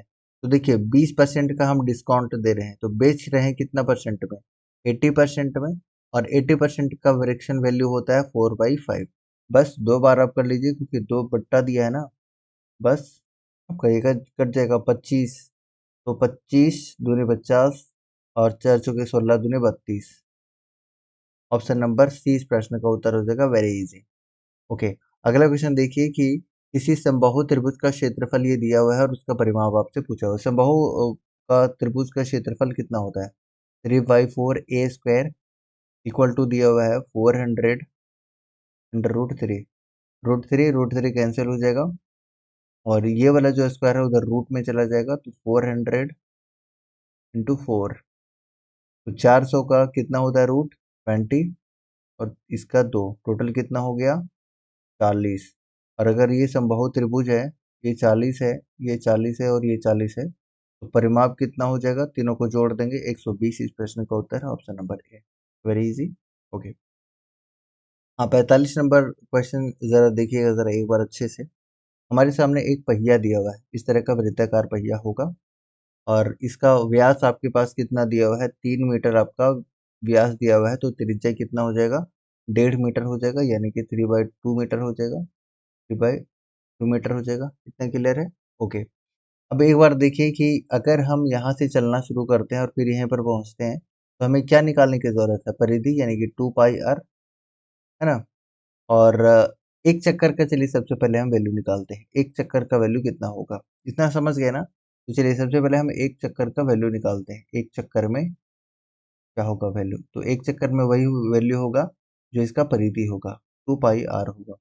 तो 2πr का वैल्यू निकालिए, 2 इंटू 22/7 गुने 3/2 इंटू 3/2। क्यों, क्योंकि व्यास आपका दिया हुआ है 3, तो आर आपका हो जाएगा 3/2 इस हिसाब से। ठीक है। ओके, कितना चक्कर लगा रहा है, 28 चक्कर लगा रहा है, और यहाँ पर हम एक चक्कर का निकाल रहे हैं, तो 28 चक्कर का निकालेंगे तो 28 से हम मल्टीप्लाई कर लेंगे, ताकि वो 28 चक्कर का हम वैल्यू निकाल पाए। ठीक है, तो 28 चक्कर का हम वैल्यू निकाल ले रहे हैं। ये कितना से कट जाएगा, ये 4 बार में कट जाएगा, ये मैंने 4 बार में काट दिया है। ठीक है, अब 4 बार में, तो ये 2 से ये 2, ये 2 से ये 2, ये पूरा कैंसिल हो गया। अब ऊपर वाला जब आप कैलकुलेट करेंगे तो आपके सामने कितना निकल के आ जाएगा बताइए। तो जब आप इसको कैलकुलेट करेंगे तो 264 आपके सामने निकल के आ जाएगा, क्या, मीटर में। लेकिन आपको क्या ध्यान देना है कि यहाँ पर जो ये टोटल दूरी दिया हुआ है, कितना दिया हुआ है, किलोमीटर में। तो ऐसा करते हैं, इसको भी किलोमीटर में चेंज कर लेते हैं, और किलोमीटर में चेंज करने के लिए क्या करेंगे, 1000 से हमको क्या करना पड़ेगा, डिवाइड करना पड़ेगा। तो अगर किलोमीटर में चेंज करेंगे और 1000 से हम डिवाइड करेंगे, तो कितना निकल के आ जाएगा, इतना निकल के आ जाएगा। ये 28 चक्कर का वैल्यू है। ये कितना, 28 चक्कर का वैल्यू है। और आपको पता है ना कि 28 चक्कर का वैल्यू आपका इतना है, यानी कि ये जो डिस्टेंस आपका कवर कर रहा है 0.64 मीटर, किलोमीटर बोलिए इसको, किलोमीटर, ये डिस्टेंस कवर कर रहा है कितना देर में, 1 मिनट में। इतना समझ गए। बहुत इजी है, पहले समझिए क्या, मैंने पहिए का क्या निकाल लिया, एक चक्कर का वैल्यू निकाल लिया, और एक चक्कर के बाद हमने 28 चक्कर को निकाल लिया, और 28 चक्कर का जो डिस्टेंस है वो 1 मिनट में करता है, और 28 चक्कर का जो डिस्टेंस है हमने निकाल लिया कितना, किलोमीटर में, तो इतना निकाल लिया, और जो 28 चक्कर का दूरी है वो 1 मिनट में ये पूरा करता है। तो 1 किलोमीटर की दूरी के लिए क्या करना पड़ेगा, 1/0264, इसलिए मैं इतना मतलब लॉन्ग करके बता रहा हूँ ताकि आपके दिमाग में फिट हो जाए।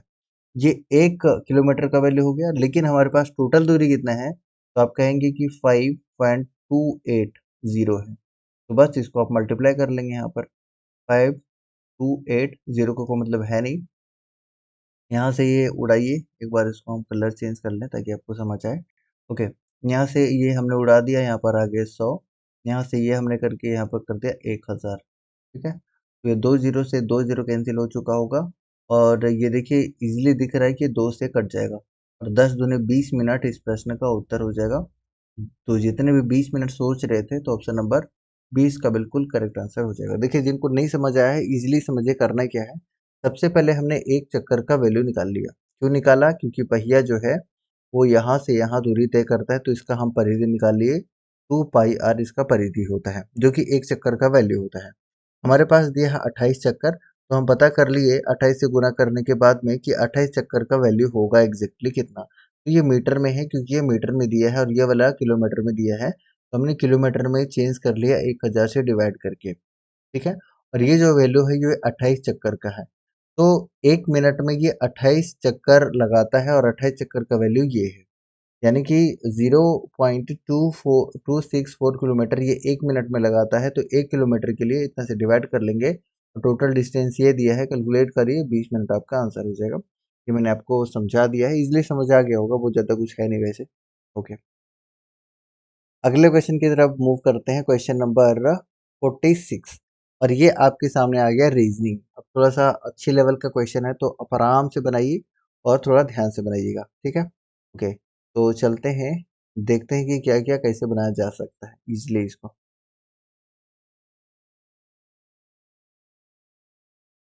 थोड़ा सा वेट करिएगा गाइस।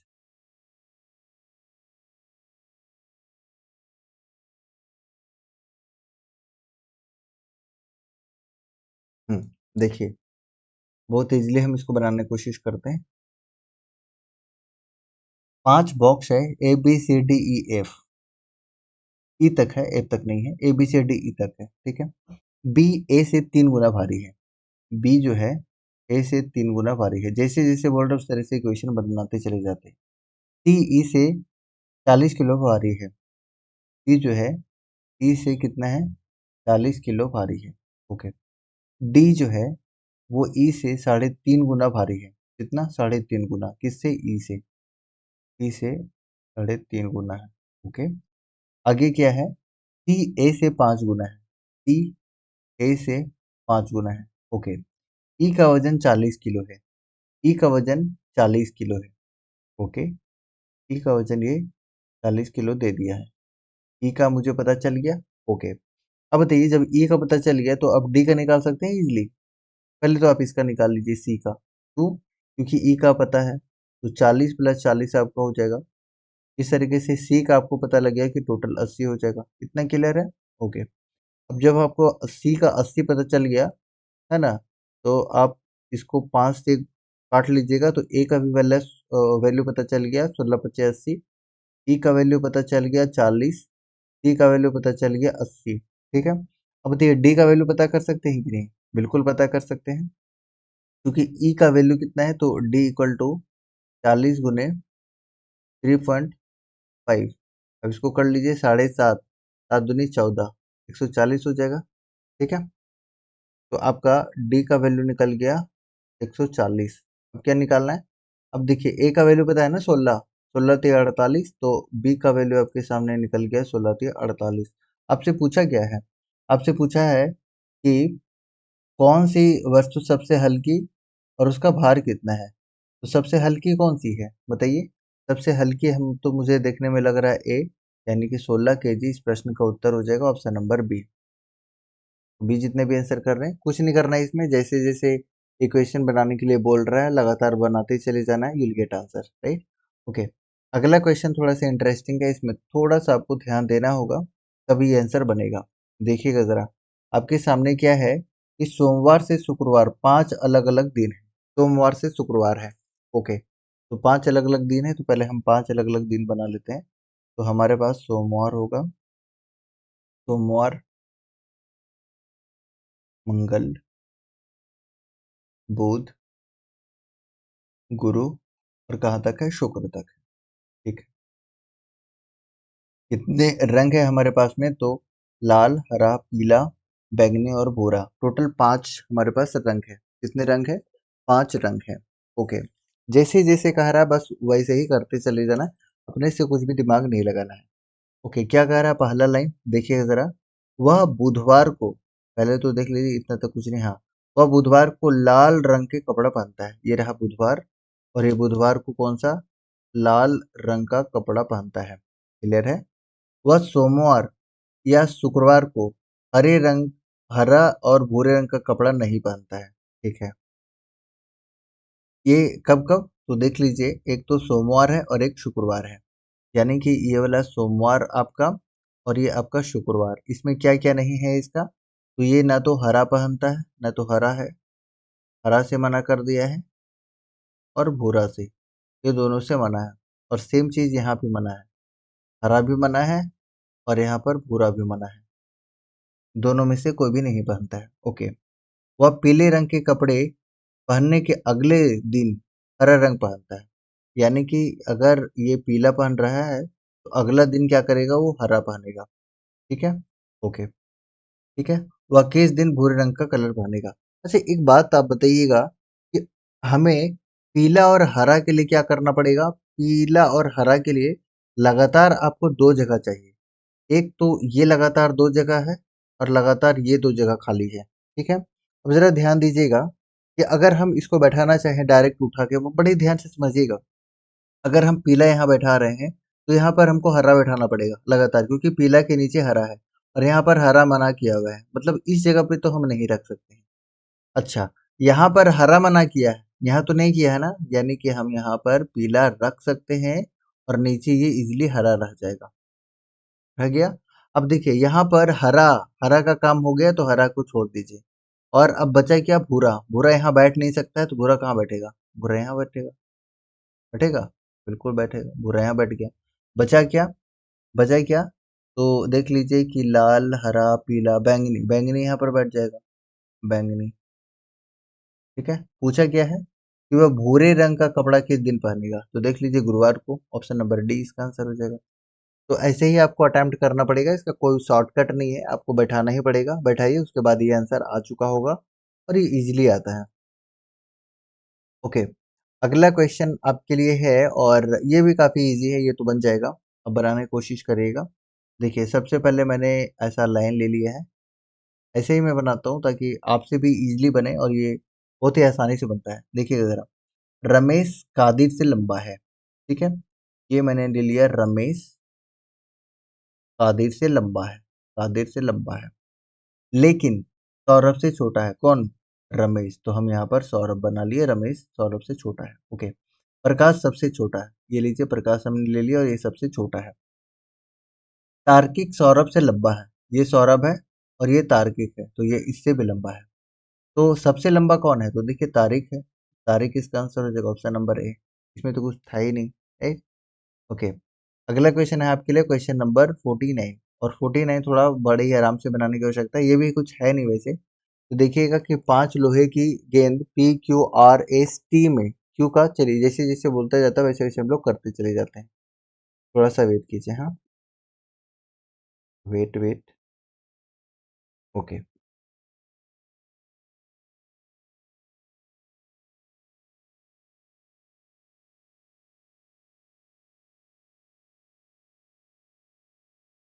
थोड़ा सा वेट कीजिएगा इस।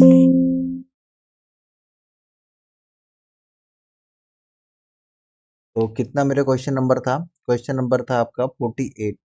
तो 48 नंबर क्वेश्चन देखिएगा एक बार आप लोग, तुम लोग कैसे बना सकते हैं। देखिए, जैसे जैसे कह रहा है वैसे ही करते चले जाना है। तो हमारे पास क्या है? P Q R S T है ना? 49 नंबर क्वेश्चन है। तो क्यू का वजन 5 किलो है। ठीक है। क्यू का वजन 5 किलो है। क्यू का वजन 5 किलो है। ओके। जितना कह रहा है उतना ही करना है हम लोगों को, राइट। पी के वजन का दुगना है। मतलब p का दुगना है, मतलब ये 2.5 रहा होगा ना, तभी तो इसका दुगना 5 होगा। बिल्कुल। ओके। एस का वजन टी के वजन का आधा है। एस का जो वजन है जितना है वो टी का आधा है। ये लीजिए मैंने आधा कर दिया। ओके। आर का वजन पी और क्यू के एक साथ लिए गए वजन के बराबर है। आर का जो वजन है वो पी और क्यू के बराबर है। ओके। आगे क्या आ रहा है कि टी का भार आर के भार के 4 गुना है, यानी कि टी इक्वल टू 4 आर हो जाएगा। यही है। एस का भार कितना होगा ये बताना है। तो देखिए जरा कि P plus Q, P plus Q का वैल्यू आप इजीली निकाल सकते हैं। कितना निकल जाएगा? 7.5 निकलेगा। 5 2 7, 7.5 निकल गया। तो आपको पता लग गया कि आर का जो वैल्यू है वो कितना निकल के आ गया? 7.5 निकल के आ गया। ये आर का वैल्यू निकल के आ गया। ठीक। जब आर का वैल्यू निकल के आ गया तो आप ये निकाल सकते हैं टी, टी का वैल्यू निकाल सकते हैं। कितना निकल जाएगा ये?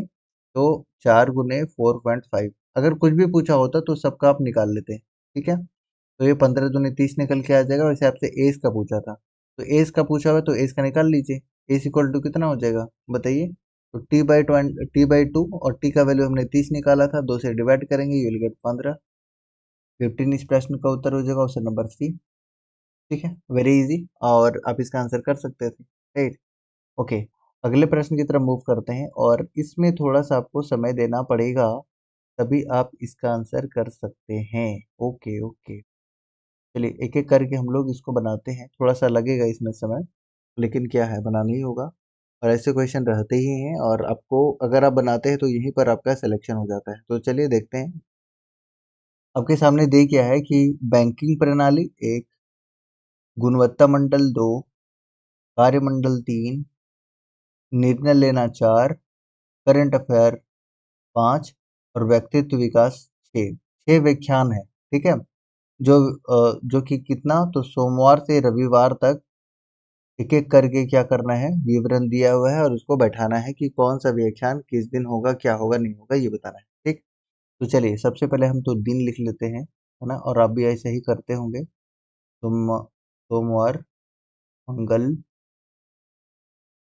बुध, गुरु,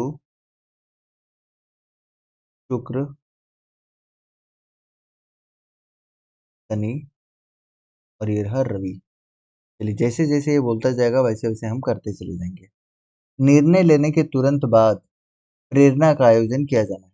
बस आप साइड में कहीं पर लिख लीजिए कि जहां भी निर्णय लेगा उसके नीचे प्रेरणा होगा। ठीक है। प्रेरणा, प्रेरणा का आयोजन होगा। निर्णय के तुरंत बाद प्रेरणा, ये पहला लाइन से आपको ये पता लग गया। पहला लाइन खत्म। दूसरा सुनिए। बुधवार को क्वालिटी सर्कल का आयोजन किया जाना चाहिए। ये लीजिए, बुधवार को हम क्या कर दिए, क्वालिटी, क्वालिटी सर्कल ले लिए। यही है। ओके। और क्या कह रहा है कि और उसके बाद व्यक्तित्व का विकास नहीं किया जाना चाहिए, यानी कि गुरुवार में हम व्यक्तित्व का विकास नहीं कर सकते हैं। व्यक्तित्व का विकास हम यहाँ पर नहीं कर सकते हैं। ओके। ये दूसरा लाइन हमारा हो गया क्लियर। तीसरा लाइन पे आते हैं। शुक्रवार को निर्णय लेने का आयोजन किया जाता है। शुक्रवार कहाँ है? यहाँ। क्या ले रहे हैं? निर्णय ले रहे हैं। अब आपको याद होगा कि पहला लाइन में बोला था कि निर्णय लेने के तुरंत बाद हम लोग प्रेरणा का कार्य करेंगे, कार्य प्रेरणा का कार्य करेंगे। तो हम यहाँ पर अब क्या करेंगे, कार्य प्रेरणा करेंगे। कार्य प्रेरणा। ठीक है। तो हमें ये भी पता लग गया, कार्य प्रेरणा। ओके, क्या जाना चाहिए। ठीक है। शुक्रवार को निर्णय लेने का है, तो हम अब ऑटोमेटिक समझ गए कि शनिवार को कार्य प्रेरणा होगा। ओके। और बैंकिंग प्रणाली और करंट अफेयर के बीच में 2 दिन का अंतर है। अब हम लोग को क्या करना पड़ेगा कि बैंकिंग और जो करंट अफेयर लेंगे, या फिर करंट अफेयर और बैंकिंग का लेंगे, इसके बीच में 2 का अंतर होना चाहिए, 2 दिन का अंतर होना चाहिए। इतना समझ गए? ओके। अगर समझ गए तो एक चीज क्या यहाँ पर ध्यान दीजिएगा आप लोग, अगला लाइन से ये क्लियर हो जाएगा। अगला लाइन आपका कह क्या रहा है, ये देखिएगा जरा। अगला लाइन, थोड़ा सा वेट करें। हाँ, अगला लाइन देखने के लिए हमने ऐसे किया है। ओके।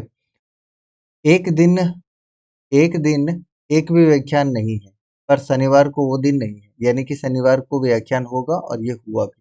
लेकिन एक दिन क्या है, छुट्टी है। करंट अफेयर छुट्टी के पिछले दिन होना है। करंट अफेयर अगर छुट्टी है तो उसके पिछले दिन करंट अफेयर होना है। ठीक है। और एक चीज हमें क्या बोला है, तो सबसे पहले हम ऐसा करते हैं ना कि बैंकिंग हम यहाँ पर अगर रख लें और करंट अफेयर यहाँ रख लें, तो देखिए कॉम्बिनेशन बन जाएगा, 2 दिन का गैप भी हो जाएगा, बुधवार और मंगलवार को। ये सोचा जा सकता है। तो देखते हैं, अगर यहाँ पर ये हम छुट्टी कर दिए, ठीक है, तो हम नहीं, पिछले दिन है ना, पिछले दिन आपका क्या था, हाँ पिछले दिन था, तो पिछला दिन हम छुट्टी करते हैं पहले, है ना।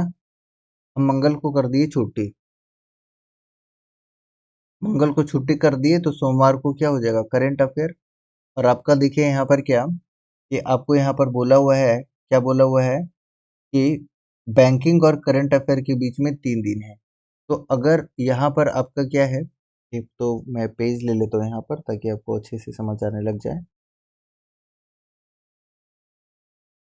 ओके, थोड़ा सा वेट करिए, हाँ ठीक है। तो अगर यहाँ पर हमने करंट अफेयर ले लिया है और ये खुद क्या बोल रहा है मेरे को, ये मेरे को बोल रहा है क्या, ये देखिए खुद बोल रहा है ये कि बैंकिंग प्रणाली और करंट अफेयर के बीच में 2 दिन का गैप होना चाहिए। तो अगर ये करंट अफेयर है और ये 2 दिन है, 2 दिन का गैप है, तो यहाँ हम बैंकिंग ले सकते हैं, नहीं ले सकते हैं, बिल्कुल ले सकते हैं, ले लिए। तो ये सारा बैठ गया, बचा क्या, अब एक ये बच गया, मेरे से पूछा क्या है, ये ज्यादा जानना जरूरी है, पहले हम ये पता कर लेते हैं कि मेरे से पूछा क्या है। तो मेरे से ये पूछ लिया है कि सोमवार को कौन सा व्याख्यान दिया जाना है। तो देख लीजिए, करंट अफेयर दिया जाना, सोमवार को क्या देंगे, इसमें हम करंट अफेयर, सोमवार को हम करंट अफेयर का व्याख्यान देंगे। ठीक है, सोमवार करंट अफेयर। तो इस तरीके से आपको बैठाना ही पड़ेगा, है ना। हालांकि शनिवार को आप जो रविवार को जो बचेगा वही हो जाएगा, तो आप इजिली बैठा पाएंगे, लेकिन मेरे से सोमवार पूछा था तो करंट अफेयर हम आगे करके और आगे बढ़ सकते हैं। तो करंट अफेयर इस प्रश्न का उत्तर हो जाएगा।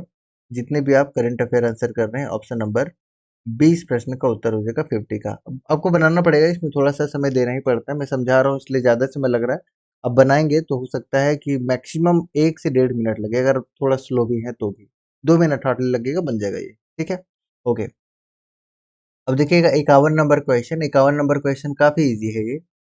अप्रोच बस स्मार्ट अप्रोच होना चाहिए। यदि सभी स्वर अक्षर को हटा दिया जाए तो 15वें स्थान पर कौन सा अक्षर आएगा। 15वें स्थान पर कौन सा अक्षर आता है, वैसे आप ये समझिए, तो आता है ओ। देखिए बहुत इजी है, अब समझिएगा, आता है क्या, ओ आता है। लेकिन सभी स्वर को हटा दे तो कौन कौन सा स्वर है, पहले शुरुआती में ओ तक फाइंड आउट करेंगे कितने स्वर हैं। तो ए, ई, आई, ओ। तो आपका इसका 15 होता है ना, तो 15 तो लेंगे नहीं, तो आपको क्या कट जाएगा, 1 2 3 4 कट जाएगा, तो 15 और 4 19, ऑप्शन नंबर सी इसका बिल्कुल करेक्ट आंसर हो जाएगा। ठीक है, आप ऐसे बना सकते हैं, या अगर आपको ऐसे समझ नहीं आ रहा है तो आप ऐसा कर सकते हैं कि आप एबीसीडी पूरा लिख लीजिए, है ना, और सारे स्वर को हटा दीजिए, उसके बाद आप करिए। लेकिन ये बेस्ट तरीका है कि आप 15वां अक्षर मानते हैं कि 15वां जो है ओ है, और आप स्वर को यहीं पर काउंट कर लीजिए, ए ई आई ओ। ए एक बढ़ गया, ई फिर एक और बढ़ गया, आई एक और बढ़ गया, और ओ एक और बढ़ गया, यानी कि 4 बढ़ गया, तो 15 4 19 होता है ए इसका। तो ऑप्शन नंबर सी करके आप इजीली आगे बढ़ सकते हैं, कोई भी डाउट वाली बात है नहीं। ठीक है, ओके। अब देखिए अगला क्वेश्चन आपके सामने 52 नंबर क्वेश्चन, और इस तरीके से प्रश्न पूछे जाते हैं। अगर आपको इसमें थोड़ा सा जीएस भी लगा है, अगर आप देखें तो सबसे पहले क्या होगा, तो स्टेशन हाउस अधिकारी होगा। 2 से शुरू होने वाला ये 2 है ना, और ये 4 है आपका। 2 से शुरू होने वाला 2 ऑप्शन है, तो ये दोनों ऑप्शन खत्म हो गया। अब उसके बाद स्टेशन हाउस अधिकारी के बाद होता है पुलिस अधीक्षक। तो आप देखेंगे पुलिस अधीक्षक चौथे नंबर पे ये आ रहा है, तो यही इसका आंसर हो जाएगा, ऑप्शन नंबर डी। अगर आप 2 भी जानते हैं तो आप इसका आंसर करके निकाल लेंगे। ठीक है, तो ये इजी था। अब ये फिगर काउंटिंग है, तो फिगर फिगर काउंटिंग का आप ये जानते ही हैं। तो देखिए यहाँ पर वैसे दिया ही हुआ है, देख लीजिए। ऐसा अगर फिगर आपको मिल जाए तो कुछ नहीं, नंबरिंग कर लेना है, 1 2 3 4, सभी को आपस में जोड़ दीजिए इसको, 4 3 7 2 9 और 1 10, यानी कि यहाँ पर 10 बन रहा है। उसी तरीके से 1 2 2 और 1 3, यहाँ पर 3 बन रहा है, 10 और 3 13 इस प्रश्न का उत्तर है। इसमें कुछ भी दिमाग नहीं लगाना था, 20 का आंसर हो जाएगा। अब देखिए यहाँ पर थोड़ा-सा आपको दिमाग तो लगाना पड़ेगा 54 नंबर क्वेश्चन में। देखिए 54 नंबर क्वेश्चन कैसे बनाते हैं हम लोग? वेट, तो हम कर लेते हैं साइड में, ताकि आपको समझाना आसान हो जाए। ठीक है? ये क्या हो गया भाई?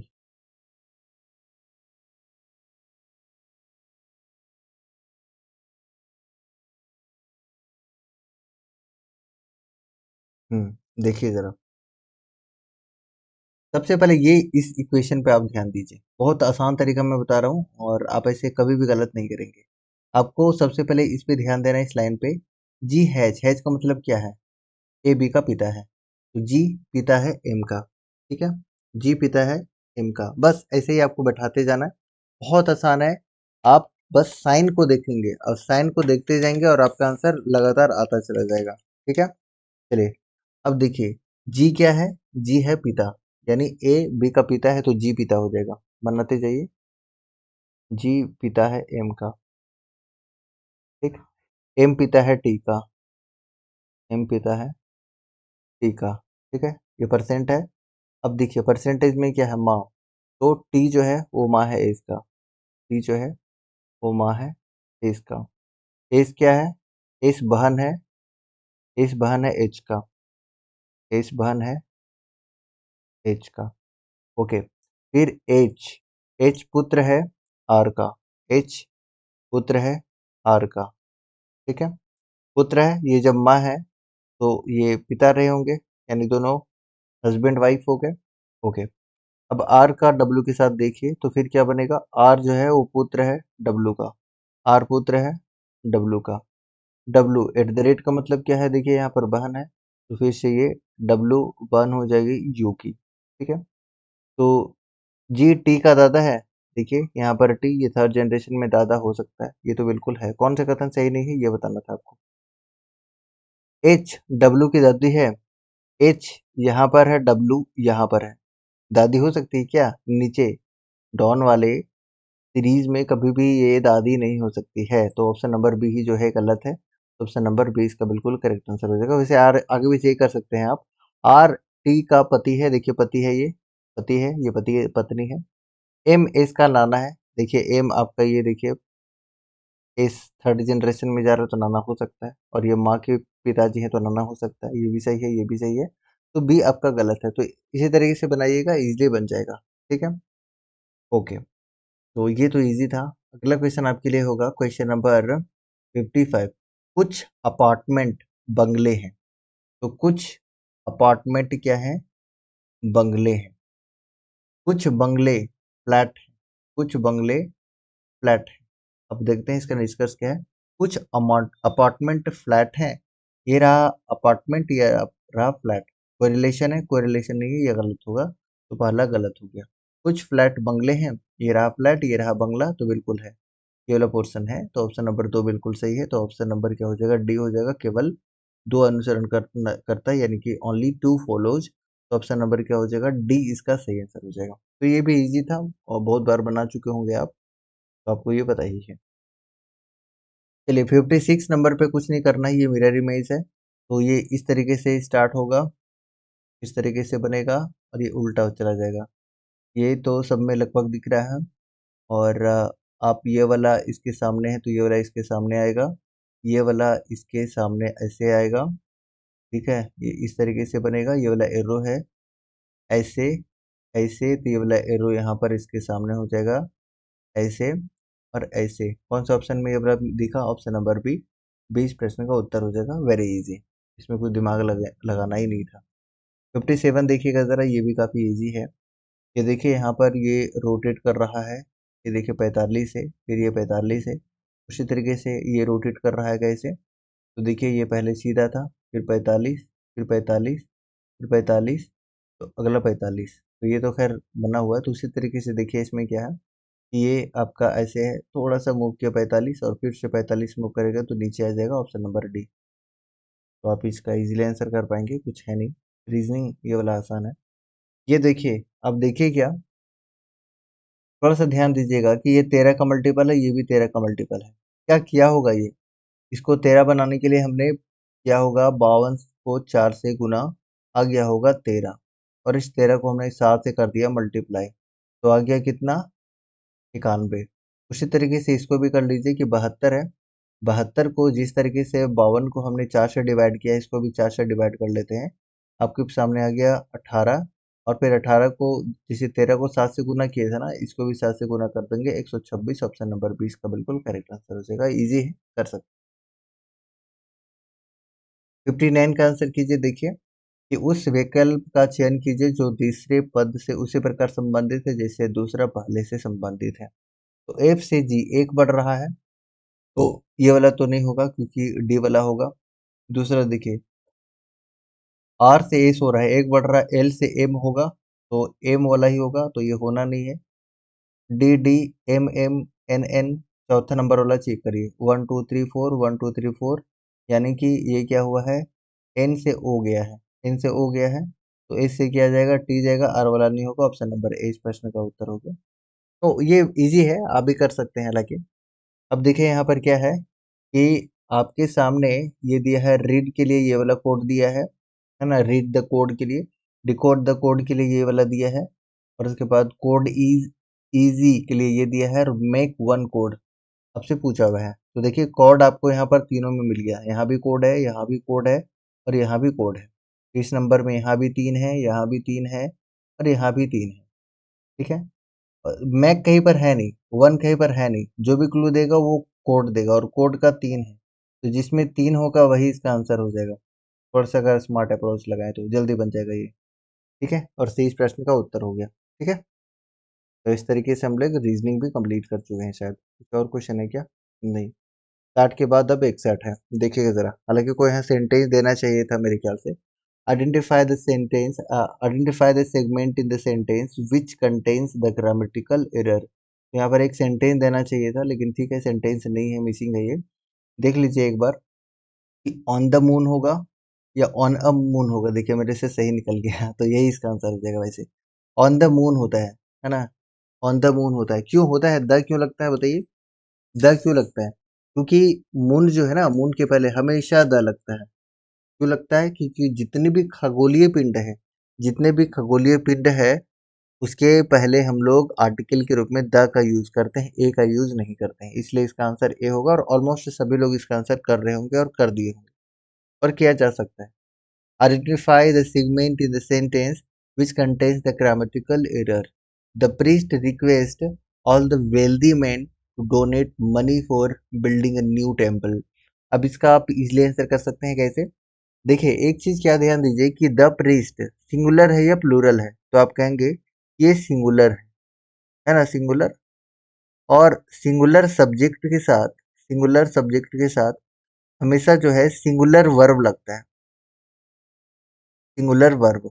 और सिंगुलर वर्ब बनाने के लिए हम लोग क्या करते हैं, एस या ई एस लास्ट में जोड़ते हैं, जो कि V5 होता है ना। V5 बनाने के लिए हम लोग वर्ब में एस या ई जोड़ते हैं। तो रिक्वेस्ट में आपको रिक्वेस्ट करना पड़ेगा, एस जोड़ना पड़ेगा, यानी कि ऑप्शन नंबर बी हो जाएगा, रिक्वेस्ट इसका आंसर हो जाएगा। ऑप्शन नंबर बी में एरर है, बी इसका आंसर हो जाएगा। अब देखिए यहाँ पर करेक्ट स्पेलिंग पूछा हुआ है, और मतलब क्या बोलते हैं ये, इसको थोड़ा सा सुधार लीजिएगा, ये एल है ना, एल है। हाँ, अब देखिए अग्रेशन का स्पेलिंग आप जानते हैं क्या होता है, बताइए। डबल जी होता है, तो ये तो होने वाला नहीं है क्योंकि सिंगल जी दिया है, ये गलत है। असासीनेशन में डबल एस होता है, यानी कि A double S I N A S I O N, तो ये भी आपका हो गया गलत।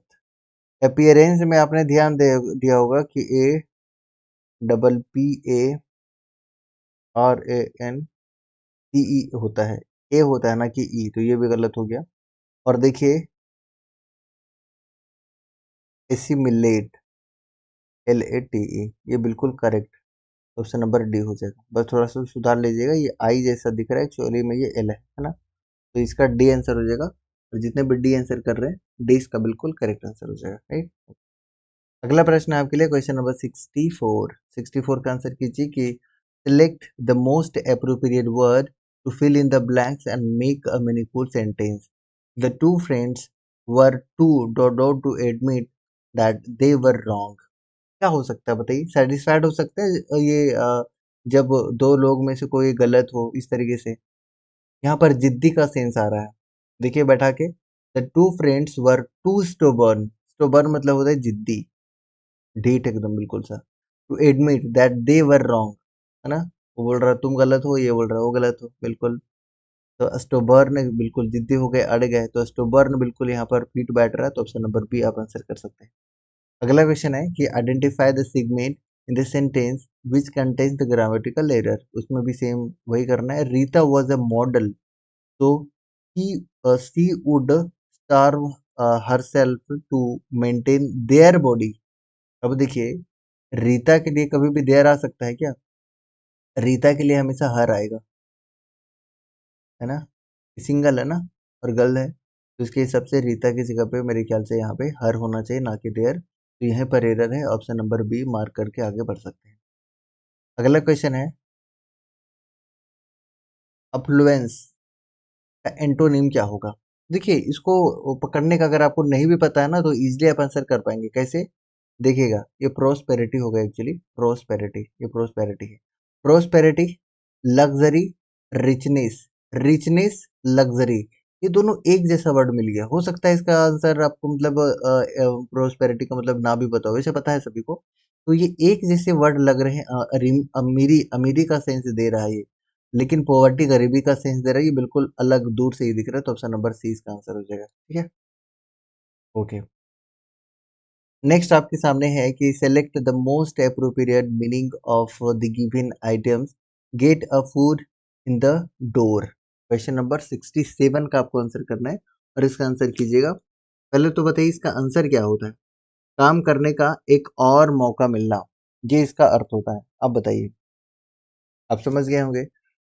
To have a chance to do something, that is option number A, और ए इसका आंसर हो जाएगा। ठीक है, तो ये काफ़ी इजी लेवल के इंग्लिश पूछे गए हैं, कुछ खास है नहीं। आप अगर थोड़ा सा भी पढ़ते हैं तो ग्रामर को कवर कर सकते हैं, और कंप्रिहेंशन ये तो आप कर ही लीजिएगा पढ़ने के बाद। इसका पीडीएफ आपको मिल जाएगा टेलीग्राम में, तो आप टेलीग्राम जरूर ज्वाइन कर लीजिएगा। जो भी पीडीएफ चाहते हैं, हिंदी और इंग्लिश दोनों में क्वेश्चन दिए हुए हैं, तो आप टेलीग्राम जरूर ज्वाइन कर लीजिएगा पीडीएफ के लिए।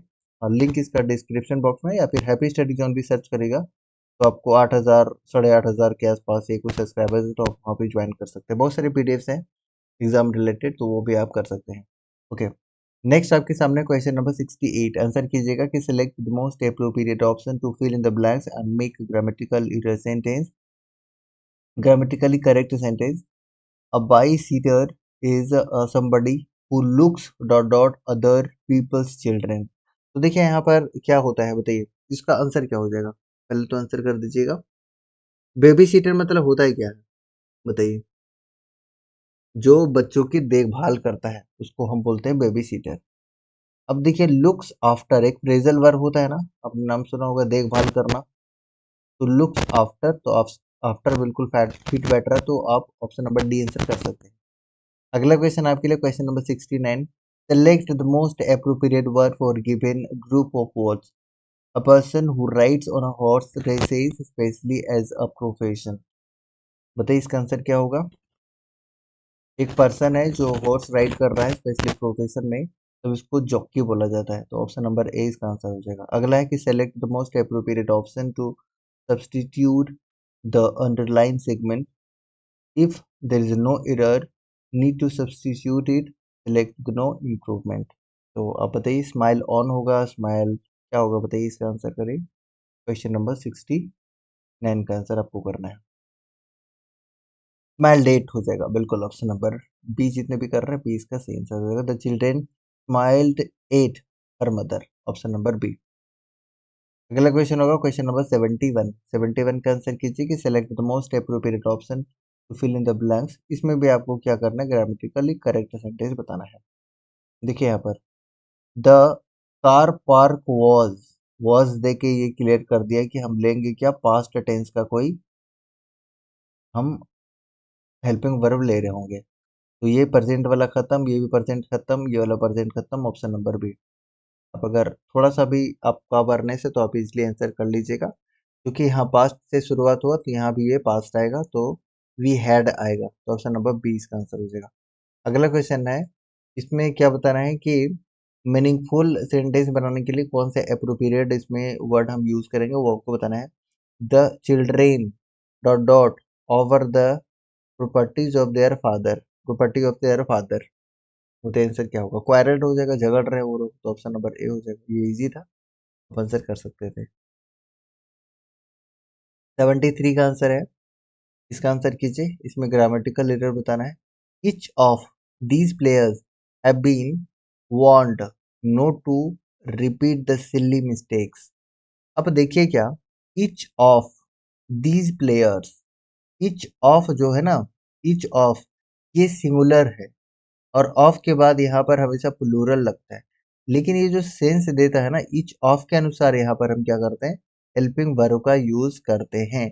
तो यहाँ पर मेरे ख्याल से हैज बीन होना चाहिए, ठीक है, क्योंकि हम ईच ऑफ के अनुसार लगाते हैं, ना कि इसके अनुसार, ठीक है। तो ईच ऑफ दीज प्लेयर्स क्या होगा, हैव बीन नहीं होगा बल्कि हैज बीन होगा, तो ऑप्शन नंबर डी इसका आंसर हो जाएगा, ठीक है। ओके, अगला क्वेश्चन है, आपको बताना है मीनिंगफुल सेंटेंस बनाने के लिए क्या यहाँ पर हम ये कर सकते हैं, बताइए। 74 का आंसर कीजिए। 74 का करेक्ट आंसर क्या होगा? कोई भी आंसर कर सकते हैं, 74 का करेक्ट आंसर बताइए। तो इसका क्या है, पहले तो सेंटेंस पढ़िए। She give important evidence and I found her to be a sensible and dot dot witness.